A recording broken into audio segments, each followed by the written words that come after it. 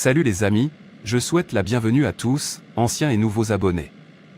Merci beaucoup de votre soutien, ma prière est que vous ne soyez jamais bloqués dans la vie.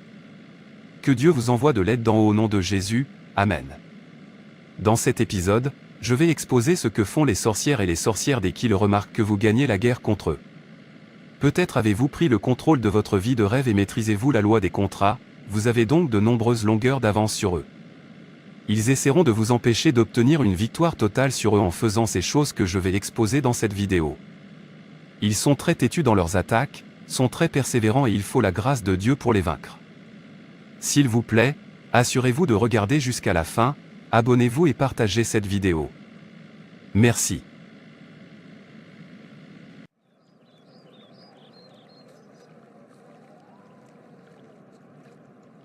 Le sang de Jésus-Christ. Le sang de Jésus-Christ. Ce rêve que je viens de faire est une attaque de sorcellerie. Un chat m'a attaqué et du coup j'ai frémi dans mon esprit. Puis un homme est apparu mais je l'ai vaincu.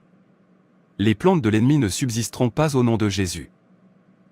Roi éternel de gloire, dit ta parole dans Michée 5 verset 12, j'exterminerai de ta main les enchantements, et tu n'auras plus de magicien, chaque activité de sorcellerie dans ma vie et dans ma famille, je la stoppe au nom de Jésus. Toute activité de sorcellerie dans cet environnement, qu'elle soit interrompue par le feu de Dieu au nom de Jésus.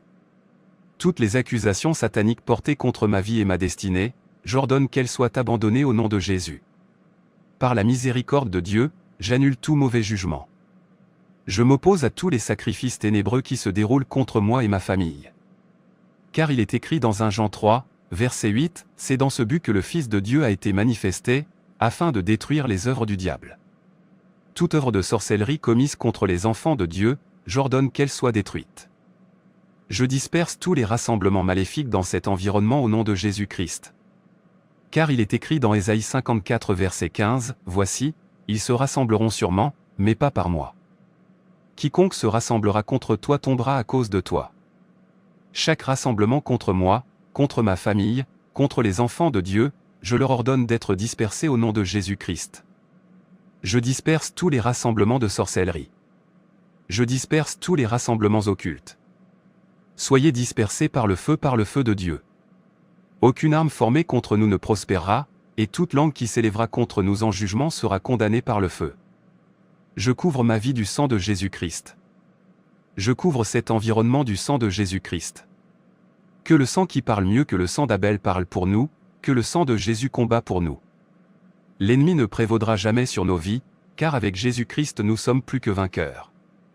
Merci Père pour les prières exaucées, car au nom de Jésus je prie, Amen.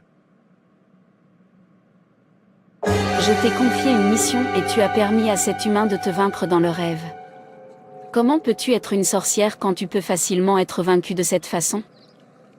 Je suis vraiment désolée, Reine Mère. J'ai essayé d'utiliser la loi de l'accord, mais il semble qu'il le sache déjà et qu'il ait pris le contrôle de sa vie de rêve. Cet homme est plus puissant que vous ne le pensez.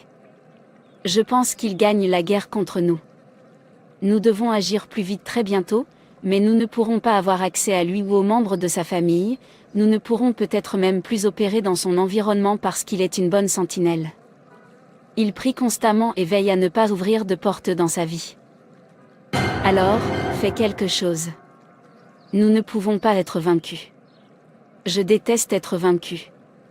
Nous devons l'arrêter. Le stopper, nous ne devons pas lui permettre de remporter la victoire. Nous devons le vaincre et affaiblir son esprit. Il ne peut pas s'échapper. Il ne peut pas être victorieux. Allez-y et faites tout le nécessaire pour affaiblir leur esprit et les mettre en esclavage et dans nos prisons. Affaiblissez leur esprit. Assurez-vous que leur vie de prière s'affaiblisse, afin que nous ne soyons pas vaincus. Assurez-vous qu'il n'y ait aucune bonne chose dans leur vie. Nous sommes les forces du mal. Nous promouvons la souffrance, la douleur, la misère chez les humains. Quand ils souffrent, c'est là que nous sommes dans une joie intense. Donc rendrez-les des plus en plus malheureux afin que notre joie augmente. Aussi gardez à l'esprit que plus vous détruisez ces humains, plus votre rang est élevé. Détruisez-les et frustrez-les. Et quant à cet homme, ne le laissez pas prospérer, nous devons gagner cette guerre. Que dois-je faire pour arrêter sa victoire? Il prie beaucoup et est très puissant en esprit. S'il vous plaît, dites-moi ce que je dois faire, reine. Je le vois prier pour disperser nos réunions. Il nous a gagnés mais nous devons rester têtus. Utilisez la loi du compromis pour l'attaquer, puisqu'il est puissant. Assurez-vous de lui jeter un sort d'immoralité, d'attaquer son esprit en le remplissant de désirs sexuels et de choses du monde. Princesse Diane, j'ai une mission pour vous. Oui, reine-mère. Je vous confie cette mission.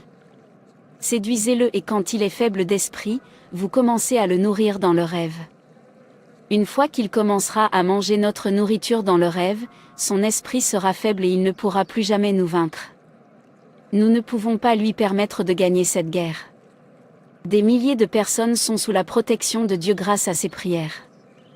Une fois qu'il commencera à faire des compromis, il sera faible dans ses prières, ce qui nous donnera plus de pouvoir pour l'attaquer. Il doit être descendu et vaincu.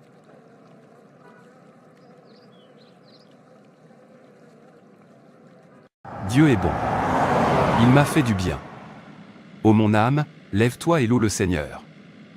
Mon Dieu, tu es si bon. Béni soit ton nom.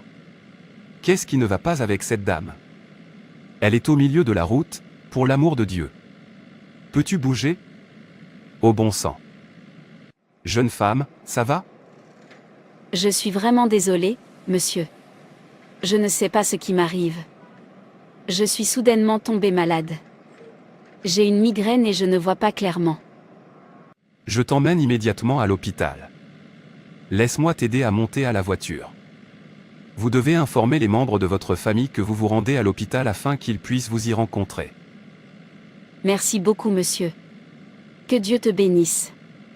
Ne vous inquiétez pas. Ça ira. Vous pouvez y aller immédiatement. Vous m'avez déposé à l'hôpital. Merci beaucoup. Vous êtes la bienvenue. Au fait, je m'appelle Zion et toi? Ravi de vous rencontrer. Assurez-vous de consulter le médecin et de lui faire part de vos symptômes. Je m'appelle Diane. Je vais le faire. Quel homme gentil. Il s'est arrêté pour m'aider sans savoir qu'il était ma cible.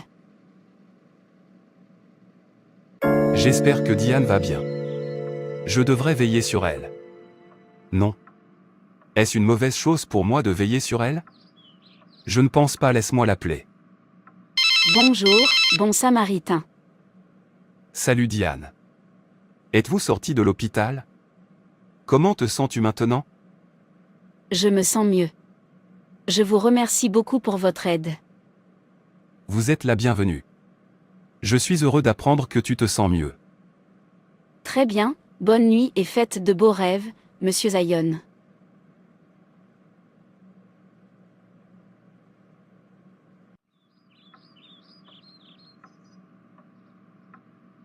Avoir Diane comme petite amie ne sera pas une mauvaise idée. Elle est tellement belle et ce ne serait pas une mauvaise idée de lui faire l'amour. Je sais que tu l'aimes bien, alors arrête de perdre du temps. Allez pour elle. Allez. À quoi est-ce que je pense? Je ne devrais même pas y penser. Je sature mon esprit du sang de Jésus et je te réprimande, diable, libérez mes pensées au nom de Jésus-Christ. Mangeons ensemble et soyons joyeux. Non, je n'ai pas envie de manger. Tu dois manger. Je t'ordonne de manger cette nourriture.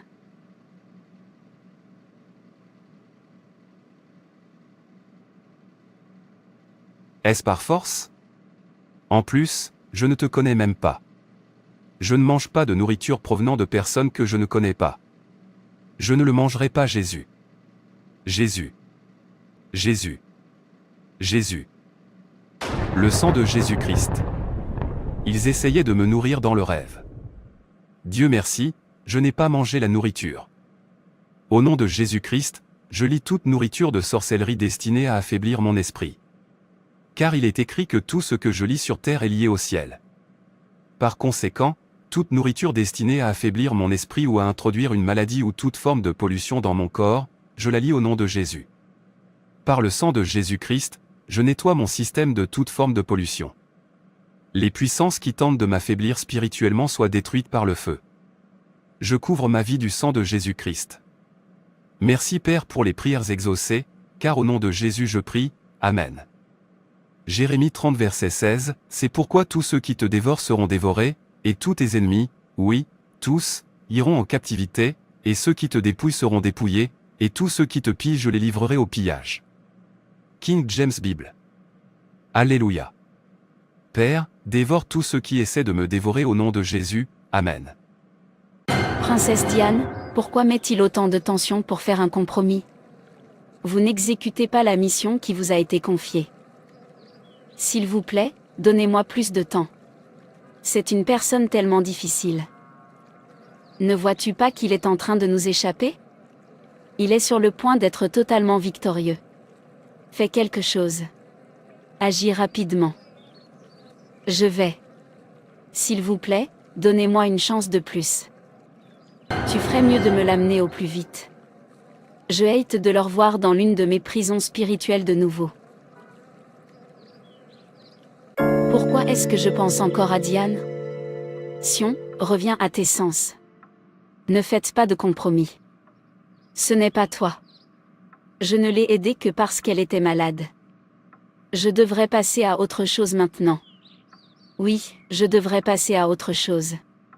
Je devrais me concentrer sur ce qui est le plus important. Je devrais me concentrer sur ma famille et mon Dieu. Il est minuit. Il est temps de prier. Seigneur Jésus, je te remercie pour la grâce de prier.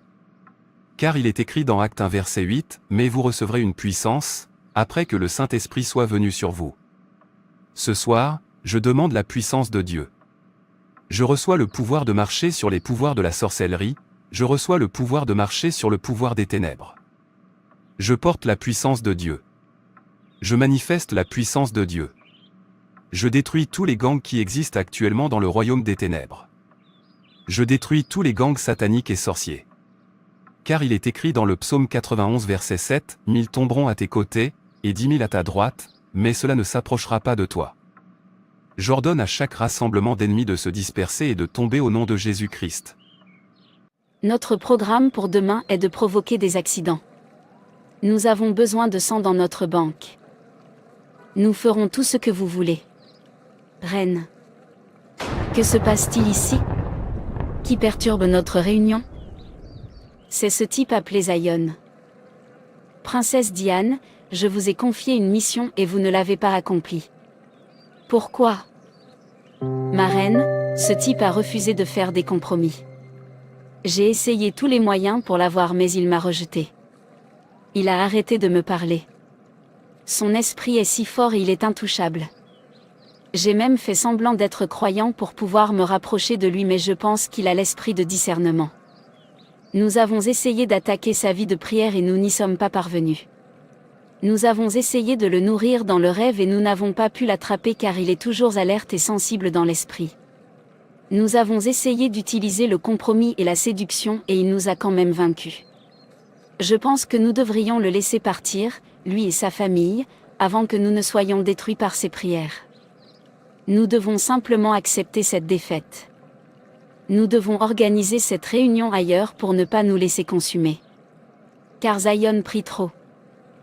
Je suis tellement en colère qu'il ait gagné cette guerre contre nous. Nous ne pouvons pas lui permettre de nous détruire. Allons-y toutefois nous attendrons un moment favorable.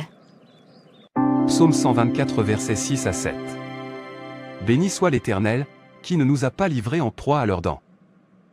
Notre âme s'est échappée comme l'oiseau du filet des oiseleurs, le filet s'est rompu, et nous nous sommes échappés.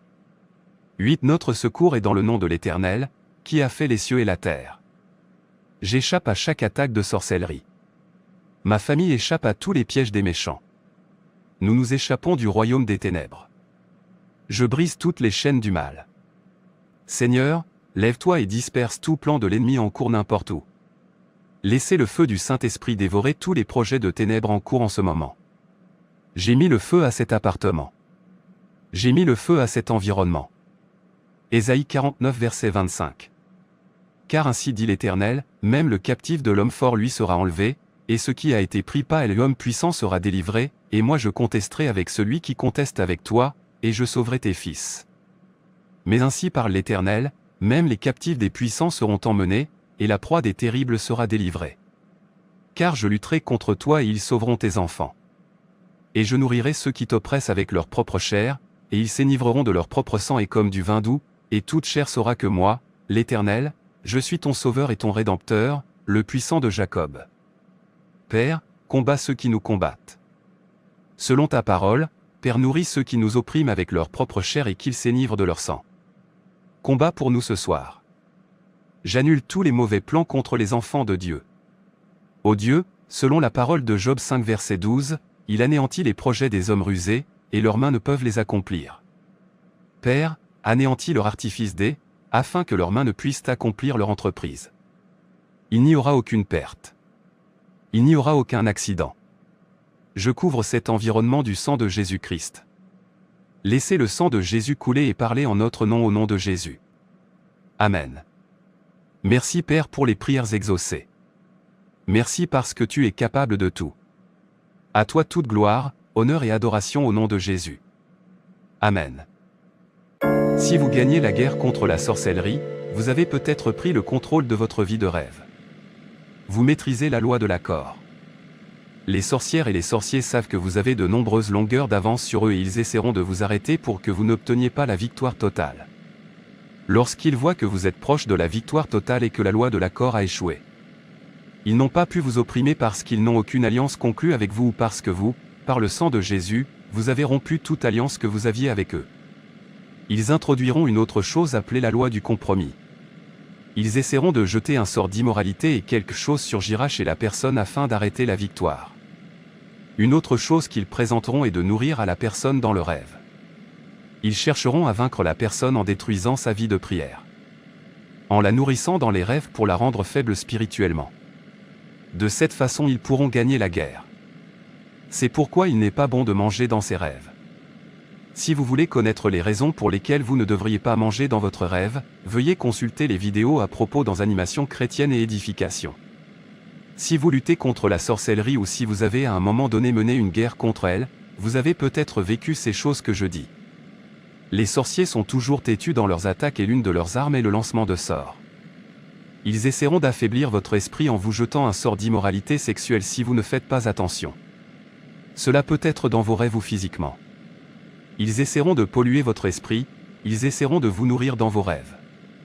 C'est pourquoi la Bible dit dans Éphésiens chapitre 6 verset 14, « C'est pourquoi, prenez toutes les armes de Dieu, afin de pouvoir résister dans le mauvais jour, et tenir ferme après avoir tout surmonté. Tenez donc ferme, ayez à vos reins la vérité pour ceinture, revêtez la cuirasse de la justice, mettez pour chaussure à vos pieds le zèle que donne l'évangile de paix. » Ils font tout cela pour vous affaiblir spirituellement afin que vous n'ayez pas une victoire complète et totale. Si vous avez déjà vécu cela, vous devez comprendre que la victoire est proche et que vous ne pouvez pas être vaincu. Vous devez continuer à vous nourrir de la parole de Dieu, à méditer sur la parole de Dieu, car elle vous aidera lorsque les tentations surviendront. Revêtez toute l'armure de Dieu afin de pouvoir résister aux ruses du diable. Vous devez continuer à prier, ne cessez pas de prier. Soyez déterminés à ne pas accepter la défaite et soyez toujours en feu pour Dieu. Mettez le feu de Dieu à votre environnement, plaidez le sang de Jésus-Christ, c'est notre arme de guerre. 2 Corinthiens 10, versets 3 à 4 dit, « Car, même si nous marchons dans la chair, nous ne combattons pas après la chair. Car les armes de notre guerre ne sont pas charnelles, mais puissantes par Dieu pour détruire les forteresses. » Que le Seigneur nous aide à être victorieux au nom de Jésus, Amen. Assurez-vous de vous abonner à cette chaîne, de mettre un pouce bleu à cette vidéo, de la partager, de commenter et d'activer la cloche de notification. Merci d'avoir regardé, que Dieu vous bénisse.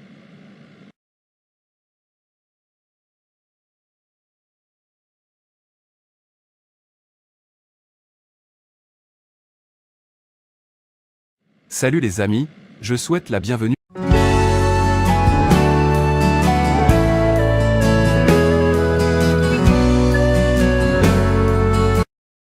Bonjour à tous. Je souhaite la bienvenue à tous, anciens et nouveaux abonnés. Dans cette vidéo, nous allons prier contre les pouvoirs qui dévorent nos finances. Vous en avez assez de travailler et de n'avoir rien à montrer? Êtes-vous fatigué de lutter et de vivre avec des dettes? Dans cette vidéo, nous réprimanderons tous les dévoreurs financiers. S'il vous plaît, assurez-vous d'ouvrir votre cœur pour recevoir les bénédictions de ces prières. Le dévoreur est comme un rat, il grignote vos richesses. Il grignote votre farine et vous devez la jeter parce que les rats s'en sont pris à elle et vous ne savez pas si elle contient des maladies. Il grignote vos fruits, apporte la maladie, grignote, grignote, grignote jusqu'à ce qu'il ne reste plus rien. Comment l'ennemi dévore-t-il vos finances? Tu es toujours à l'hôpital, les enfants tombent malades les uns après les autres, et la voiture tombe en panne, les roues, puis le moteur cogne, et puis c'est autre chose et puis tu reçois un appel disant que quelqu'un est mort et puis, tu prévois des funérailles. Et vous dépensez constamment et vous vous retrouvez sans rien. Agé 1 verset 6 dit vous avez semé beaucoup, mais peu recueilli, vous mangez, mais vous n'êtes pas rassasiés, vous buvez, mais vous n'êtes pas désaltérés, vous êtes vêtus, mais vous n'êtes pas réchauffés, et celui qui gagne met son salaire dans un sac percé. Ce passage biblique décrit comment l'ennemi dévore nos finances. Vous travaillez si dur mais rapportez peu, nous gagnons un salaire pour le mettre dans un sac troué. Quand votre sac est troué, vous continuez à perdre votre argent. C'est l'œuvre de l'ennemi. Il veut nous enlever ce qui est une bénédiction dans nos vies. Son travail est d'être prêt à dévorer nos finances, si nous le lui permettons. Dans Apocalypse 12 verset 4, la parole de Dieu dit, « Et le dragon se tenait devant la femme qui était prête à accoucher, pour dévorer son enfant dès sa naissance. » Il était là pour dévorer son enfant, l'ennemi rugit partout à la recherche de qui dévorer mais Dieu est capable de réprimander le dévoreur pour nous. La parole de Dieu dans Malachie 3 verset 11 dit, « Pour vous je menacerai celui qui dévore, et il ne vous détruira pas les fruits de la terre, et la vigne ne sera pas stérile dans vos campagnes, dit l'Éternel des armées. » Que Dieu réprimande le dévoreur pour nous au nom de Jésus, Amen. Père, je bénis ton nom car tu es l'homme puissant au combat. Je t'adore car tu es le roi des rois, l'ancien des jours, le je suis ce que je suis, à toi seul soit toute gloire, honneur et adoration au nom de Jésus. Ô Seigneur, s'il te plaît, pardonne-moi pour la paresse spirituelle qui a amené le ministère des dévoreurs dans ma vie et ma famille. Aie pitié de moi, ô mon Dieu, et pardonne-moi. Purifie-moi et crée en moi un cœur pur au nom de Jésus. Mon Père, mon Créateur, alors que je commence à prier, je décrète qu'aucune puissance ne m'enlèvera ce qui me bénit. Aucun pouvoir n'enlèvera ce qui bénit ma vie. Partout où ils ont signalé ma source de revenus, que le sang de Jésus couvre ma source de revenus. Tout pouvoir qui couvre mes potentiels et mes affaires, tout pouvoir qui couvre mes finances, j'ordonne à ce pouvoir de prendre feu au nom de Jésus. Tout pouvoir dévorant mes finances, je lui ordonne de prendre feu au nom de Jésus. Je rejette la vie de survie par la dette. Je reçois des avancées financières pour effacer la dette au nom de Jésus. Le pouvoir de la malédiction familiale et de l'alliance de pauvreté sur ma vie, soyez brisés par le feu au nom de Jésus. Car il est écrit dans Philippiens 4 verset 19, « Mais mon Dieu pourvoira à tous vos besoins selon sa richesse avec gloire par Jésus-Christ. » Je brise toutes les alliances de pauvreté de la maison de mon Père. Pauvreté fondamentale, je te maudis en ce moment, brise-toi par le feu de Dieu. Je prends autorité et lie tout homme fort de la faillite financière au nom de Jésus. Toute malédiction et alliance responsable d'embarras financiers, je vous révoque au nom de Jésus. Selon la parole de Dieu dans Colossiens 2 verset 14, il a effacé l'acte dont les ordonnances nous condamnaient et qui subsistait contre nous, et il l'a détruit en le clouant à la croix, sang de Jésus, efface toute écriture d'échec dans ma vie. Tout autel de sorcellerie élevé contre ma percée soit dispersé par le feu. Sang de Jésus-Christ, dissout la racine de la honte dans ma vie. Chaque graine d'échec plantée dans ma lignée familiale doit être extirpée. Car il est écrit que toute plante que mon Père Céleste n'a pas plantée sera déracinée. Toi, pouvoir de l'absence de but dans ma famille, sois détruit par le feu. Tous les obstacles démoniaques à mes finances, soyez paralysés au nom de Jésus. Ô Seigneur, cette insulte doit cesser. Toi, arbre maléfique de la pauvreté qui fleurit dans ma lignée, ton temps est écoulé.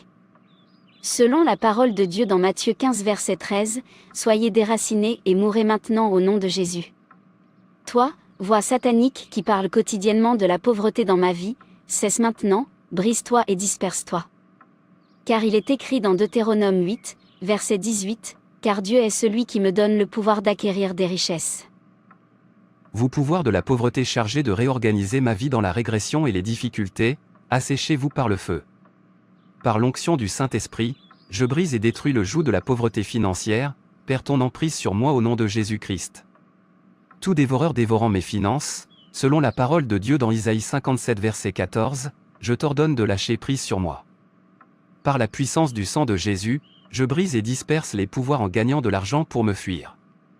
Toi, nuage maléfique de pauvreté et de chance, répandu sur le travail de mes mains pour gâcher mon travail cette année. Selon la parole de Dieu dans Isaïe 8 verset 9, dispersé, dispersé et brisé en morceaux. Toute pierre d'achoppement sur mon chemin, soit enlevée par le feu. Selon la parole de Dieu dans Isaïe 65 verset 21, je ne bâtirai pas et qu'un autre l'habite, je ne planterai pas et un autre mangera. Je ne travaillerai pas en vain au nom de Jésus. Toi, officier des ténèbres, qui attends toujours que je lutte tout au long de la journée afin de recueillir mes bénédictions ou mes richesses la nuit, je t'ordonne d'être détruit par le feu. Chaque pot satanique où se trouvent mes bénédictions, je vous ordonne de le briser en morceaux dès maintenant. Ô puissance des ténèbres consommant mes bénédictions financières comme de la nourriture, je vous ordonne de prendre feu. Au nom de Jésus-Christ, je décrète que tout ce que l'esprit dévorant a enlevé de ma vie soit restauré maintenant. Les puissances des ténèbres attaquant mes finances à travers un esprit dévorant, prennent feu maintenant au nom de Jésus. Esprit dévorant debout au point de ma récompense pour consommer tout mon résultat financier, soit détruit maintenant. Autel des ténèbres où mes bénédictions sont détournées et distribuées, je vous ordonne de prendre feu maintenant au nom de Jésus-Christ. Agents humains surveillant mes progrès et faisant rapport aux puissances des ténèbres, je vous ordonne de devenir aveugles, de prendre feu au nom de Jésus. Chaque malédiction fondamentale qui a introduit un esprit dévorant dans ma vie, je me déconnecte ainsi que ma famille de vous par le sang de Jésus. Toutes les habitudes de ma vie qui font que tous mes efforts sont gaspillés dans le domaine des finances, ô Seigneur, éloigne-les de ma vie. Père, je décrète que tout mon travail me rapportera un bon profit. Je n'obtiendrai plus peu pour mon dur labeur, mais j'aurai plutôt beaucoup pour mon petit travail. Alors que je commence à payer ma dîme et mes offrandes, j'ai accès à de grandes portes financières au nom puissant de Jésus. Feu de Dieu, détruis tout dépôt d'esprit dévorant dans mes finances. Chaque orchestration de sorcellerie me causant plusieurs pertes dans mes efforts financiers, j'ordonne qu'elle expire maintenant. Le pouvoir de l'esprit dévorant est brisé dans ma vie. Toi, dévoreur et gaspilleur de fortune, je t'ordonne de quitter ma vie. Mon Père, laisse des affaires rentables me rencontrer sur mon chemin aujourd'hui au nom de Jésus-Christ. Ô Seigneur, je récupère mes bénédictions de tous les pouvoirs maléfiques. Toi, puissance des ténèbres, écoute-moi, je t'ordonne de retirer tes jambes de l'argent qui m'appartient. Par l'onction qui fait la différence, je sors maintenant de la pauvreté et je m'élève à la prospérité. En tant que cohéritier de Jésus, je revendique mes bénédictions terrestres et célestes au nom de Jésus-Christ. Je connais la grâce de mon Seigneur Jésus-Christ, qui, bien qu'il fût riche, s'est fait pauvre à cause de moi, afin que par sa pauvreté je sois riche. 2 Corinthiens 8 verset 9, le Seigneur est mon berger, je ne manquerai de rien. Je prospère à tous égards. Mon corps se porte bien, tout comme mon âme se porte bien et prospère. Je suis comme un arbre planté au bord des rivières d'eau, tout ce que je fais prospérera. Il n'y aura pas de pauvreté de corps, d'âme et d'esprit dans ma vie au nom du Seigneur Jésus-Christ. L'onction de Dieu sur ma vie me donne faveur aux yeux de Dieu et des hommes, tous les jours de ma vie. Je ne travaillerai pas en vain. Je marcherai dans la victoire et la liberté d'esprit. Ô étoile de mon destin, lève-toi et brille. Ô Seigneur, donne-moi les réalisations qui avaleront mes échecs passés. Je prie pour la restauration complète de tout ce que le dévoreur a avalé dans ma vie, au nom du Seigneur Jésus-Christ, qu'il y ait une septuple restauration au nom de Jésus. Merci Père pour les prières exaucées, merci d'avoir réprimandé le dévoreur, car Jésus-Christ est venu pour détruire les œuvres du diable. À vous toute gloire, honneur et adoration au nom de Jésus, Amen.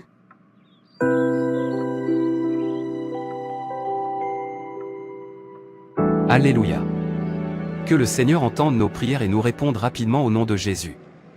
N'oubliez pas de vous abonner à cette chaîne, de mettre un j'aime, de commenter, de partager et d'activer la cloche de notification pour plus de vidéos qui changent la vie.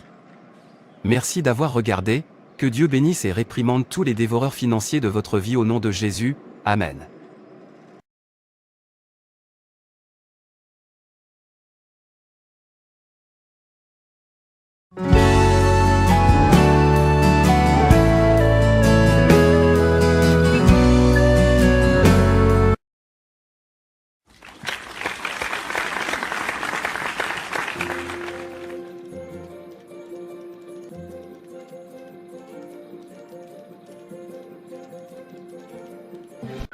Grace, qu'est-ce qui t'arrive? Pourquoi es-tu si contente? As-tu également été promue? Je viens de recevoir ma lettre de promotion. Ouah! Félicitations à toi. Moi je n'ai reçu aucune lettre de promotion. Je n'ai pas été promue? Ce n'est pas vrai. As-tu vérifié ton email? Pourquoi notre manager se comporte comme ça avec toi? Je l'ai fait. J'ai vérifié mon courrier, j'ai vérifié mes spams et comme toujours je n'ai reçu aucun courrier. Je ne sais pas pourquoi le manager fait ça. Je suis fatiguée de tout ça. Mais pourquoi vous frustre-t-il? Vous êtes l'une des meilleures ici et c'est la 4e année.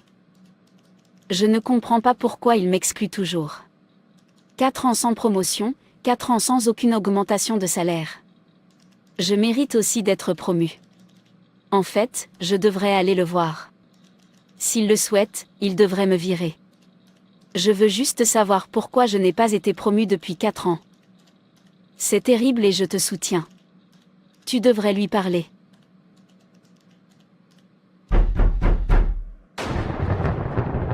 Que veux-tu? Je ne t'ai pas appelé. Monsieur, s'il vous plaît. Depuis plusieurs années que je travaille ici, je n'ai jamais été promu. Et même cette année encore, je n'ai pas été promu. S'il vous plaît, je veux savoir ce que je ne fais pas bien. Que ai-je fait pour mériter tout ça? Vous avez l'audace de venir dans mon bureau et de me poser des questions? Puisque tu veux savoir. Tu n'as rien fait. Alors pourquoi tout ça? S'il vous plaît monsieur, pouvez-vous me dire la vérité? Y a-t-il un domaine sur lequel je devrais travailler pour m'améliorer? Tu veux que je sois sincère avec toi? Je devrais te dire la vérité. Je ne t'aime pas. Je ne t'aime tout simplement pas. Mais monsieur, qu'ai-je fait de mal? Je suis fidèle à cette organisation depuis des années. Que ai-je fait pour mériter tout ça? Pourquoi cette haine? Écoutez. Vous n'avez rien fait de mal. Je ne sais pas pourquoi je ne t'aime pas. Au fait, je veux te rassurer que je ne suis pas intéressé à coucher avec toi donc ce n'est pas cela le problème. Je ne t'aime pas seulement. Il y a cette aura sombre autour de toi. Et au fait, je continuerai à te frustrer jusqu'à ce que tu partes d'ici.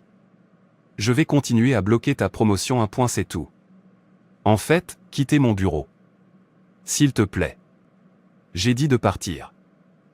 S'il vous plaît, monsieur.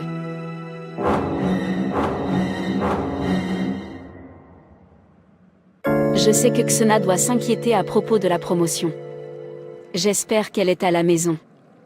Je suis là pour lui remonter le moral. Je le savais. Peux-tu arrêter? Xena, s'il te plaît, remonte le moral. Grace, je ne comprends même plus. Pourquoi les gens me détestent et m'attaquent sans raison? Beaucoup de gens ont une forte aversion envers moi. Est-ce que je sens? Non, tu sens vraiment bon. Alors quel pourrait être le problème? Notre manager a dit qu'il veillerait à ce que je ne sois pas promu parce qu'il ne m'aime pas. Que ai-je fait pour mériter tout cela? Je travaille dur, je fais mon travail fidèlement. Pourquoi cette haine? Personne ne vous déteste sans raison, il doit donc y avoir une raison pour laquelle il ne vous aime pas. Et il n'y a pas que lui. Ma voisine ne m'aime pas. Je lui demande pourquoi elle ne répond pas quand je salue, elle dit qu'elle ne m'aime pas. Que je prie beaucoup, et fais beaucoup de bruit. J'ai été choquée parce que je ne crie même pas quand je prie. Peut-être que ma prière la dérange spirituellement. Xena, tu pourrais être détestée parce que tu es une élue. Il voit en toi ce que tu as. Il voit ce que Dieu a mis en toi. La lumière de Dieu qui brille en toi. Et pour cela il te déteste. Vos ennemis voient et savent ce que vous avez en vous. La gloire de Dieu en toi. Une gloire qui vient de votre relation avec Dieu et votre vie de prière. Et c'est pourquoi il vous attaque sans raison. Une autre raison pour laquelle il vous déteste parce que, vous êtes fidèle et droit comme Daniel. Il cherche à vous tendre des pièges mais vous ne tombez pas dans leurs pièges. Ils cherchent des motifs d'accusation contre vous et ils ne trouvent pas.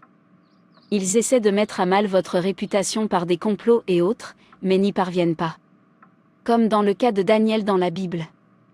Daniel chapitre 6, Darius le Mède s'empara du royaume à l'âge de 62 ans. Darius trouva bon d'établir sur le royaume 120 administrateurs qui devaient être répartis dans tout le royaume. Il mit à leur tête 3 responsables, parmi lesquels figurait Daniel, afin que les administrateurs leur rendent des comptes et que le roi ne subisse aucun dommage. Daniel se montrait supérieur aux autres responsables et aux administrateurs parce qu'il y avait en lui un esprit extraordinaire. Le roi pensait à lui confier la responsabilité de tout le royaume. Les responsables et les administrateurs cherchèrent alors une occasion d'accuser Daniel en rapport avec les affaires du royaume. Cependant, ils ne purent trouver aucune occasion de le faire, aucune faute de sa part, parce qu'il était fidèle et qu'on ne trouvait chez lui ni négligence ni faute. Ces hommes dirent : nous ne trouverons aucun motif d'accusation contre ce Daniel, à moins d'en trouver un dans la loi de son Dieu. Puis ses responsables et ses administrateurs se précipitèrent vers le roi et lui dirent : Roi Darius, puisses-tu vivre toujours. Tous les responsables du royaume, les intendants, les administrateurs, les conseillers et les gouverneurs sont d'avis que le roi proclame un édit comportant une interdiction sévère. Toute personne qui, dans l'espace de 30 jours, adressera des prières à un autre, Dieu ou homme, que toi, roi, sera jeté dans la fosse aux lions. Maintenant, roi, confirme l'interdiction et écrit le décret afin qu'il ne puisse pas être modifié, comme la loi des Mèdes et des Perses qui est irrévocable. Là au-dessus, le roi Darius écrivit le décret d'interdiction. Lorsque Daniel fut au courant de la rédaction de ce décret, il se retira dans sa maison, où les fenêtres de la chambre à l'étage étaient ouvertes dans la direction de Jérusalem. 3 fois par jour il se mettait à genoux, priait et exprimait sa reconnaissance à son Dieu, tout comme il le faisait avant. Alors ces hommes se précipitèrent et trouvèrent Daniel en train de prier et de supplier son Dieu. Puis ils se présentèrent devant le roi et lui parlèrent de l'interdiction royale. N'as-tu pas écrit une interdiction d'après laquelle toute personne qui, dans l'espace de 30 jours, adresserait des prières à un autre, Dieu ou homme, que toi, roi, serait jeté dans la fosse aux lions ? Le roi répondit : cet ordre est aussi sûr que la loi des Mèdes et des Perses, qui est irrévocable. Ils prirent de nouveau la parole et dirent au roi : Daniel, l'un des exilés de Juda, n'a tenu aucun compte de toi, roi, ni de l'interdiction que tu as écrite, et il fait sa prière 3 fois par jour. Le roi fut très attristé quand il entendit cela. Il prit à cœur de délivrer Daniel et jusqu'au coucher du soleil il s'efforça de le sauver. Mais ces hommes insistèrent auprès du roi et lui dirent : Sache, roi, que d'après la loi des Mèdes et des Perses, aucune interdiction ni aucun décret confirmé par le roi ne peut être modifié. Alors le roi donna l'ordre de faire venir Daniel et de le jeter dans la fosse aux lions. Le roi dit à Daniel : que ton Dieu, que tu sers avec persévérance, veuille te délivrer. On apporta une pierre et on la plaça sur l'ouverture de la fosse. Le roi y apposa l'empreinte de son anneau et de l'anneau de ses hauts fonctionnaires afin que rien ne puisse être modifié pour Daniel. Le roi se rendit ensuite dans son palais. Il passa la nuit sans manger, sans faire venir de danseuse devant lui et sans parvenir à trouver le sommeil. Le roi se leva tôt le matin, avec l'aurore, et se précipita à la fosse aux lions. En s'approchant de la fosse, il appela Daniel d'une voix triste et lui demanda : Daniel, serviteur du Dieu vivant, ton Dieu que tu sers avec persévérance a-t-il pu te délivrer des lions ? Daniel répondit au roi : Roi, puisses-tu vivre toujours ? Mon Dieu a envoyé son ange et fermé la gueule des lions. Ils ne m'ont fait aucun mal, parce que j'ai été trouvé innocent devant lui. Devant toi non plus, roi, je n'avais rien fait de mal.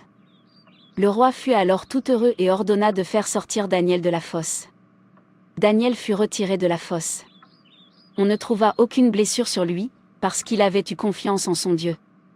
Le roi ordonna que les accusateurs de Daniel soient amenés et jetés dans la fosse aux lions avec leurs enfants et leurs femmes. Avant qu'ils ne soient parvenus au fond de la fosse, les lions les attrapèrent et brisèrent tous leurs os. Ça a du sens tout ça. Ils vous détestent parce que vous avez cette présence dominante. Ce n'est pas comme si vous le faisiez intentionnellement, vous êtes simplement choisi par Dieu. Votre étoile brille plus fort, c'est pourquoi vous pouvez entrer dans un endroit et essayer de vous cacher ou de vous asseoir à l'arrière et avant de vous en rendre compte, les gens vous remarqueront. Vous vous démarquerez sans même l'avoir prévu. Ils n'aiment pas ça chez vous parce que votre étoile brille plus que la leur. Ça doit être ça. Pas étonnant que notre manager ne m'aime pas mais cette promotion, je l'aurai. Avec Dieu à mes côtés, j'y parviendrai et notre manager saura que je sers un Dieu vivant. Comme dans le cas de Daniel, je dois avoir la victoire. En fait, je suis en colère dans mon esprit. Je porterai ce fardeau à Dieu dans les prières. Voilà, c'est ce qu'il faut faire. Combattre dans la prière. Car c'est dans la prière que l'on change le cours des choses. Merci beaucoup de m'avoir réconforté. Psaume 3 versets 1 à 3 Ô Éternel, que mes ennemis sont nombreux. Quelle multitude se lève contre moi. Combien qui disent à mon sujet, plus de salut pour lui auprès de Dieu. Mais toi, ô Dieu, tu es pour moi un bouclier, la gloire et le relèvement de ma tête. Ceux qui me détestent sont nombreux. Seigneur, défends-moi et combats pour moi. Père, ta parole dit que je décréterai une chose et qu'elle sera établie. Et dans Psaume 34, verset 19, votre parole dit que les afflictions du juste sont nombreuses, mais l'Éternel le délivrait toujours. Tout projet visant à stopper mes promotions par l'intermédiaire d'agents retardateurs soit renversé par le feu de Dieu au nom de Jésus-Christ. Selon la parole de Dieu dans Ézéchiel 21 verset 27, je renverse tout programme maléfique destiné à faire de moi une victime du retard cette année. Je ne suis plus votre candidat au nom de Jésus. Seigneur, cette année, par le feu et par la force, j'avance et je monte, sans descendre ni reculer. Le retard est sous mes pieds. Car la promotion ne vient pas du nord, du sud, de l'est et de l'ouest. Mais cela vient du Seigneur. Toute main maléfique qui s'est étendue pour me bloquer, soit frappée au nom de Jésus. Selon ta parole dans Job 5 verset 12, Père, déçois les artifices des rusés, afin que leurs mains ne puissent accomplir leur entreprise contre moi. Car le bâton du méchant ne reposera pas sur le bâton du juste.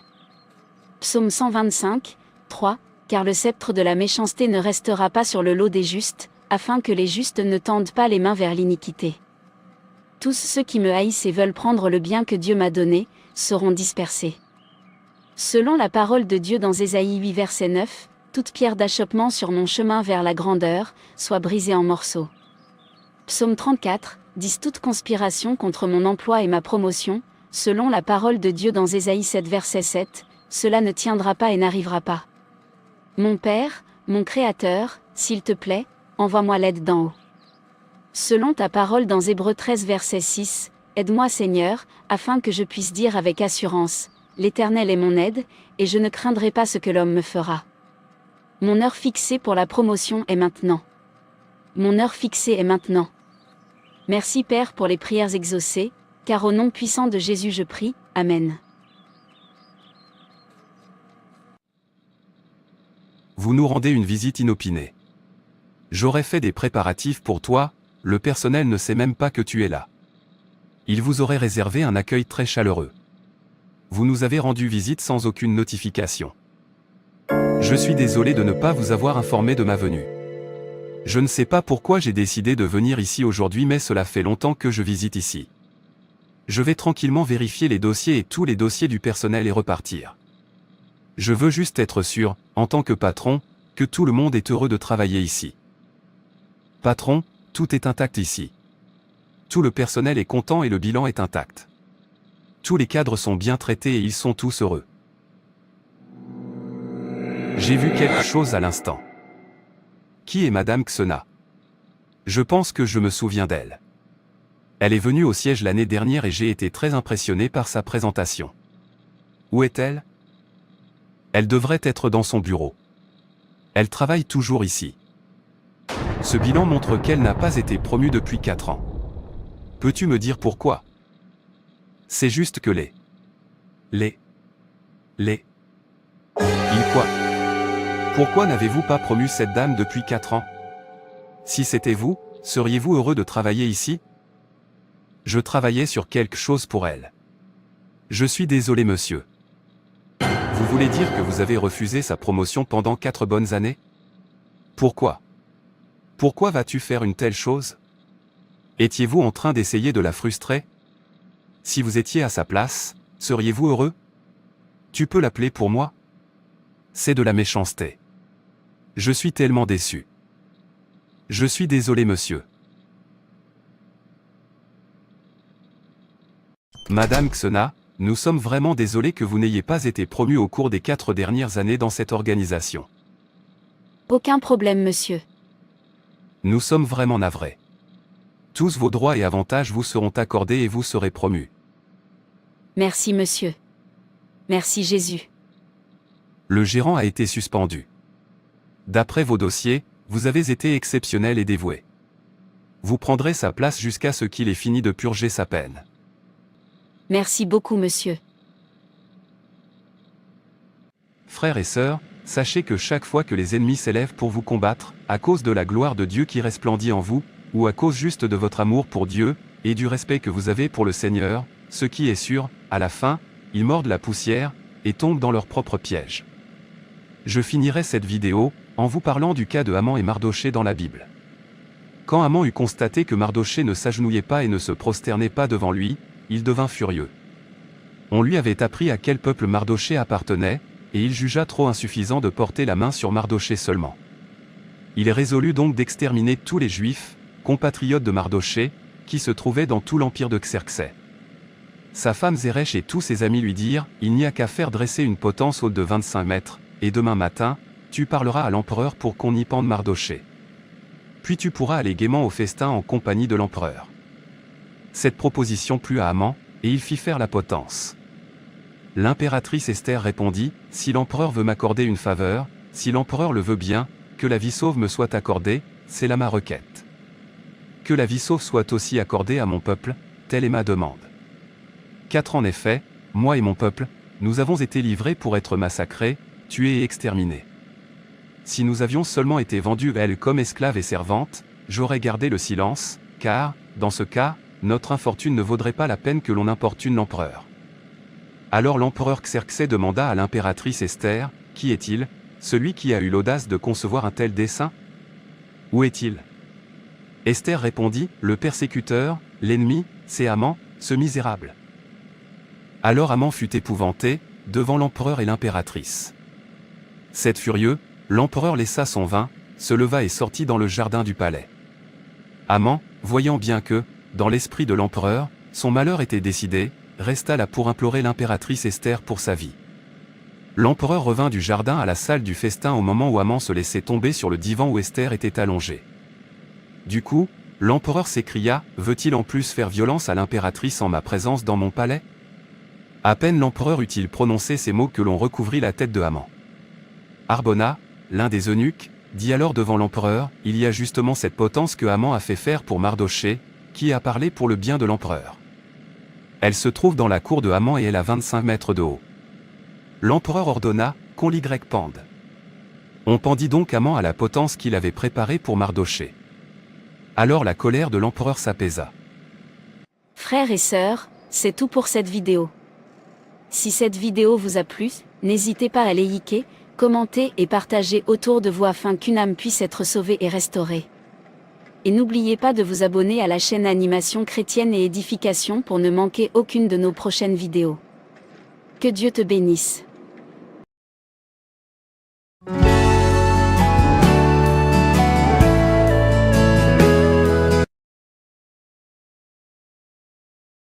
Alors, comment s'est passé ton rendez-vous avec le médecin? C'était bien. Le médecin a dit que j'étais enceinte de 4 semaines, mais je ne peux même pas célébrer car nous savons tous comment cela se termine. J'ai fait 2 fausses couches dans le passé, j'espère que celle-ci va rester. Tu es enceinte et tu ne me l'as même pas dit? C'est une bonne nouvelle et elle mérite d'être célébrée. S'il te plaît, je t'en supplie, ne le dites à personne pour l'instant. Je remarque qu'à chaque fois que vous dites aux gens que je suis enceinte, je fais une fausse couche presque immédiatement. Je ne blâme personne, mais essayons de garder le secret cette fois-ci jusqu'à ce que la grossesse commence à se manifester. À qui d'autre dois-je parler à part ma mère et Harry, mon meilleur ami? Si tu veux que nous gardions le secret, pas de problème. S'il te plaît, chérie, tiens ta langue. Je sais que tu es heureux, mais ne le dis même pas à ta mère et je ne le dirai pas à la mienne.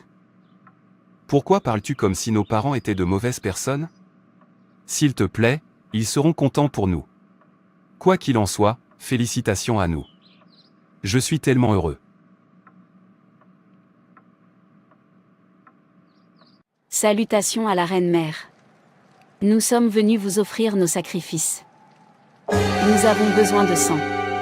Nous avons besoin de plus de sang pour nous nourrir. Est-ce tout ce que vous pouvez faire? Votre travail consiste à tuer et à détruire les humains et à apporter du sang au clan. Notre chaudron sera bientôt vide. Madame Stone, où est votre lot de sang? Je t'ai donné ce nom parce que je veux que tu aies un cœur de pierre. Je suis désolée Reine-Mère, je n'ai apporté aucun sacrifice. Madame Stone, j'ai besoin de sang avant notre prochaine réunion. Je me fiche de la façon dont vous le faites. Allez sur les autoroutes et provoquer tant d'accidents, je suis sûre que vous ne savez même pas que votre belle-fille est de nouveau enceinte, apportez-moi le bébé dans son ventre. Ne me fais pas perdre de temps, va m'apporter du sang. Bonjour maman, comment vas-tu? Je vais bien. Je viens chez toi pour te rendre visite. Tu m'as tellement manqué. Y a-t-il un problème à la maison? Est-ce que je te manque? Tu aurais dû me le dire plus tôt pour que je puisse informer ma femme de préparer ta visite. Je ne veux pas la stresser autant, surtout maintenant. Oh, est-elle enceinte? C'est pour ça que tu ne voulais pas qu'elle soit stressée. Ne vous inquiétez pas pour moi, je ne viendrai que pour 3 jours puis je rentrerai chez moi. Je ne la dérangerai pas pendant tout mon séjour, je cuisinerai moi-même. Maman, tu sais déjà que ma femme ne te permettra pas de cuisiner toi-même. Elle est au début de sa grossesse et le médecin lui a dit qu'elle devrait se reposer et ne pas se stresser. Alors, je t'en supplie, s'il te plaît, peux-tu revenir une autre fois si tu es toujours à la maison? OH, elle est enceinte.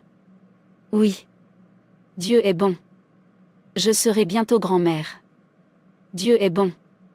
Il m'a bien fait. Ô mon âme, lève-toi et loue le Seigneur. Bref, je suis déjà à la gare, à bientôt. Maman. Maman. Elle a mis fin à l'appel. Elle ne se contentera pas de m'écouter et de rester à la maison. Ma femme n'aimera pas ça. Elle soupçonnera que je l'ai dit à ma mère. Oh mon Dieu. Ce ne serait pas une mauvaise idée si j'en profitais pour donner plus de sang à la Reine-Mère. Laisse-moi d'abord payer une place. Bonjour. S'il vous plaît, j'aimerais payer une place dans le train. Oui madame. Le prochain train va bientôt partir. Vous pouvez payer maintenant. Voici ton billet, maman. Je vous souhaite un bon voyage.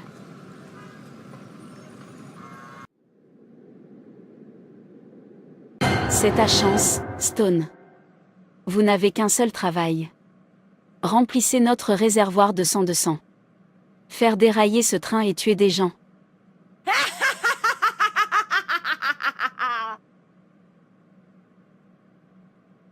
Bonjour monsieur. S'il vous plaît, combien de temps nous faudra-t-il pour atteindre notre destination? 1 heure. 30 minutes, madame. D'accord.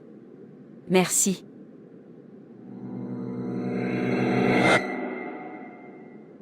Madame, tenez fermement quelque chose. Ce train tremble.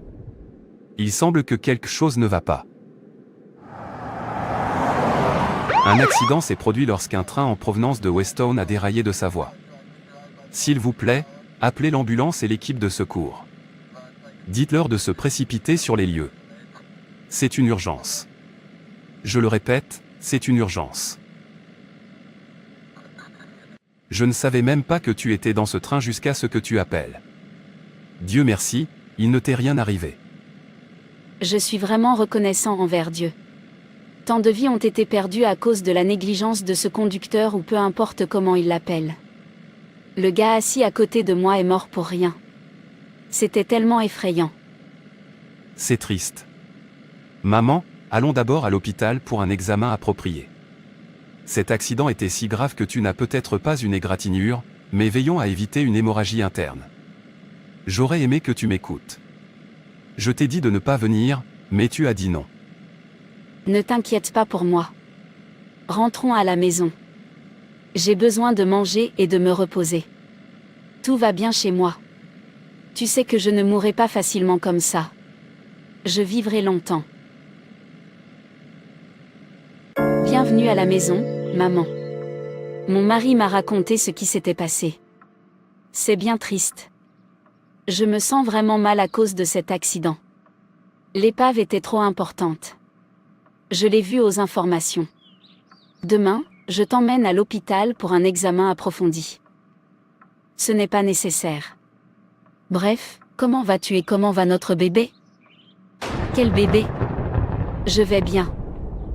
Vas-tu cacher ta grossesse à ta belle-mère? Ce n'est pas juste. Ce n'est pas ça, maman. Quoi qu'il en soit, viens te doucher pour pouvoir manger. Je t'ai dit de ne parler à personne de cette grossesse pour l'instant, mais devine quoi? Mon mari a déjà chuchoté à sa mère. Ce n'est pas ça, chérie. Elle l'a mentionné en premier et comme elle était déjà en route vers nous, je ne pouvais pas mentir en sachant qu'elle le découvrirait une fois qu'elle te verrait. Je suis vraiment désolé. J'espère que tu n'es pas en colère. Je l'étais mais je vais bien maintenant. Maman dort? Oui, aujourd'hui a été une journée très chargée pour elle. Je ne comprends même pas pourquoi elle a décidé de nous rendre visite aujourd'hui. Je l'emmènerai à l'hôpital demain matin pour un examen approprié. C'est très nécessaire. Cet accident a été vraiment mortel. Je remercie vraiment Dieu de lui avoir conservé la vie. Pouvons-nous prier avant d'aller nous coucher? J'ai vraiment sommeil.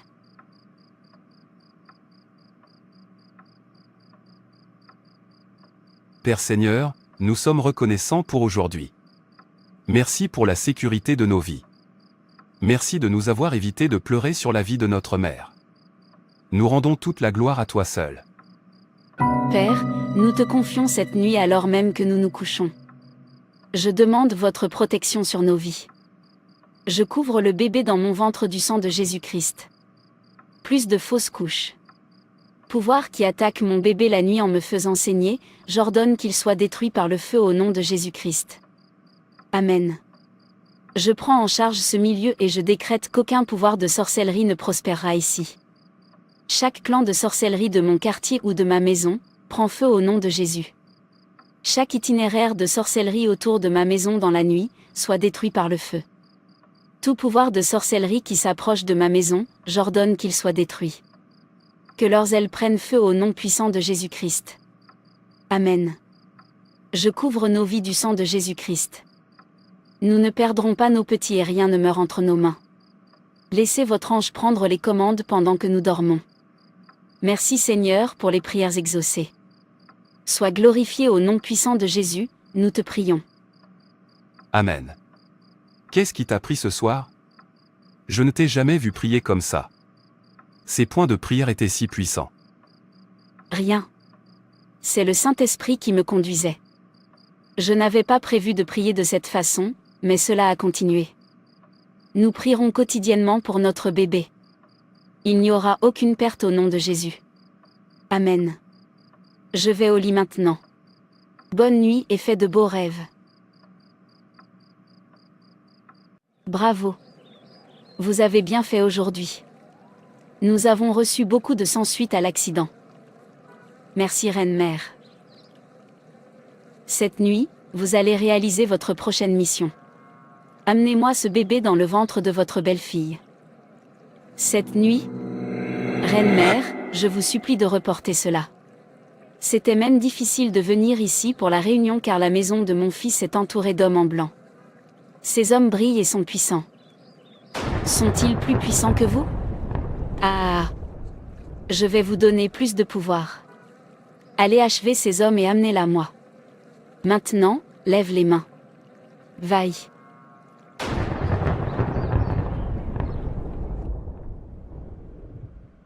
Toute leur maison est entourée de ces hommes en blanc et du feu. Comment puis-je pénétrer? Je vais juste rester ici et l'appeler. Olivia. Olivia. J'ordonne à ton esprit de venir à moi. Sortez maintenant. Olivia. Je t'ordonne de sortir. Olivia. Olivia. Olivia. Le sang de Jésus-Christ. Mon mari dort. Alors, qui appelle mon nom? C'est un signe d'attaque de sorcellerie. Je peux entendre quelqu'un m'appeler et chaque fois que cela arrive, je perds toujours le bébé dans mon ventre. Je ne l'accepterai pas cette fois-ci. Je dois me lever et prier. Pourquoi ne vient-elle pas? Olivia, je t'ordonne de venir à moi. Père, je te remercie de m'avoir donné l'opportunité de me tenir devant toi et de prier. Je demande le pardon du péché ce soir. Aie pitié de moi au saint nom de Jésus. Père, selon ta parole dans Jérémie 1 verset 19, ils te combattront, mais ils ne prévaudront pas contre toi, car je suis avec toi, dit l'Éternel, pour te délivrer. Celui qui combat contre moi, contre le bébé dans mon ventre, ne prévaudra pas. Délivre-nous des mains des méchants. Délivrez-nous de toute attaque de sorcellerie. À chaque sorcière impénitente, sorcier, puissance maléfique des ténèbres, sorcellerie de la forêt, sorcellerie domestique qui travaille contre ma vie, contre le fruit de mon ventre ou de mon mariage, je leur ordonne d'expirer par le feu. Ésaïe 54 verset 15, Voici, ils se rassembleront sûrement, mais pas par moi. Quiconque se rassemblera contre toi tombera à cause de toi. J'ordonne que tout rassemblement de sorcellerie contre moi et ma maison soit dispersé. Laissez-les tomber pour moi au nom puissant de Jésus. L'oppression de la sorcellerie dans ma vie, expire par le feu. Dans le livre de Michée chapitre 1 verset 12, la parole de Dieu dit « Et je retrancherai la sorcellerie de ta main ». Chaque opération de sorcellerie en cours dans cet environnement, je vous interromps au nom de Jésus. Les pouvoirs qui m'attaquent la nuit prennent feu. Toute puissance ou personnalité maléfique appelant mon nom pour le mal, je vous ordonne d'être détruite par le feu. Tout pouvoir appelant mon nom dans n'importe quel chaudron, soit détruit au nom de Jésus. Que les banques de sang de sorcellerie expirent par le feu. Car mon Dieu est un feu dévorant. J'ordonne à votre clan de prendre feu. Reine-mère, je ne peux même pas y pénétrer. Il y a du feu partout. Je t'ai dit que ça ne marcherait pas. Tu es si faible. J'y vais seule. Viens avec moi, laisse-moi voir qui peut me défier. Olivia, je suis venue chercher le bébé dans ton ventre. Sortez maintenant.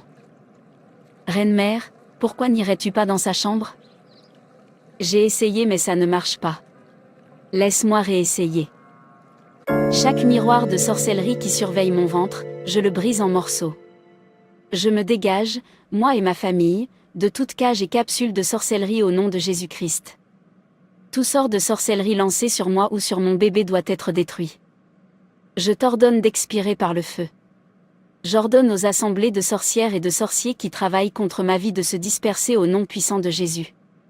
Selon la parole de Dieu, toute arme fabriquée contre moi et contre le bébé dans mon ventre ne prospérera pas et toute langue qui s'élève contre nous en jugement, je la condamne au nom de Jésus-Christ. Amen. J'ordonne à votre bébé de sortir. Commencez à saigner. Pourquoi ne m'as-tu pas dit que ta belle-fille porte le feu? Regardez comment ces prières ont enflammé mon clan. Vous paierez pour cela. Je suis désolée, reine-mère. Je trouverai un autre vaisseau faible et j'apporterai plus de sang. Bonjour maman. Comment s'est passée ta nuit? J'espère que tu as bien dormi. Oui. Où est mon fils? Je vais rentrer chez moi maintenant. Sitôt. Il s'habille pour qu'on puisse t'emmener à l'hôpital. Viens prendre ton petit déjeuner maman. Je ne veux pas manger ta nourriture. Allez appeler mon fils pour moi, je veux l'informer que je pars. Maman, je ne comprends pas pourquoi tu insistes pour rentrer aujourd'hui et pourquoi es-tu si en colère contre ma femme. T'a-t-elle offensé? Tu m'emmènes à la gare ou pas? Si tu insistes mais s'il te plaît, assure-toi d'aller à l'hôpital à ton arrivée retour à la maison. Je t'enverrai assez d'argent.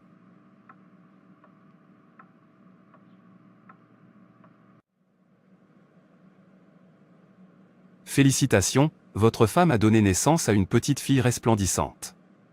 La maman et le bébé se portent bien. Merci docteur. Merci Jésus. Merci pour ta bonté et ta fidélité.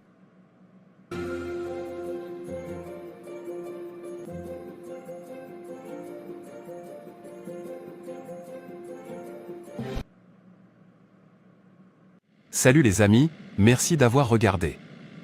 je veux que nous sachions que Dieu nous a donné le pouvoir de marcher sur les serpents et les scorpions et sur toutes les autres principautés qui combattent contre nous.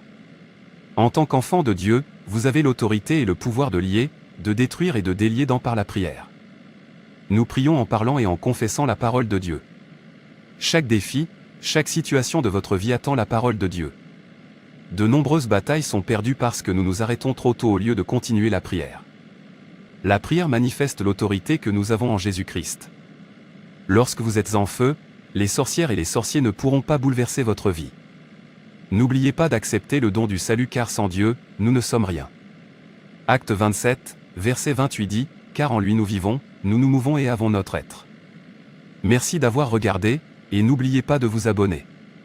Que Dieu bénisse et perfectionne tout ce qui vous concerne au nom de Jésus-Christ.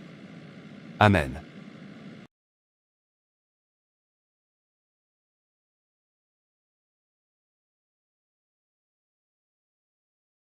Alors, comment s'est passé ton rendez-vous avec le médecin?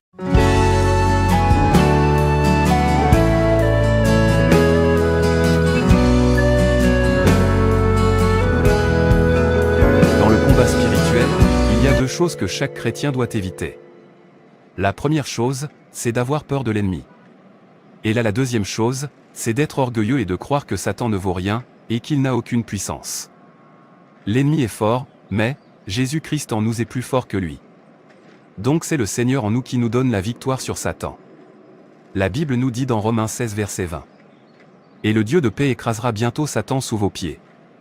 Que la grâce de notre Seigneur Jésus-Christ soit avec vous, Amen. Et dans Luc 10 verset 19, je vous ai donné le pouvoir de marcher sur les serpents et les scorpions et sur toute la puissance de l'ennemi, et rien ne pourra vous nuire. Donc tout vrai chrétien ne doit jamais avoir peur de l'ennemi. Chaque chrétien doit se tenir en Jésus-Christ et combattre dans la victoire. Dieu vous bénisse. Je suis le sorcier en chef de ce village. Le seul scorpion qui pique. Quiconque me voit doit se prosterner devant moi, sinon je le frappe. Je suis le roi de ce village. Joyce, as-tu entendu? Doris va se marier. C'est une bonne nouvelle. Félicitations à elle. Qu'est-ce qu'on met pour le mariage?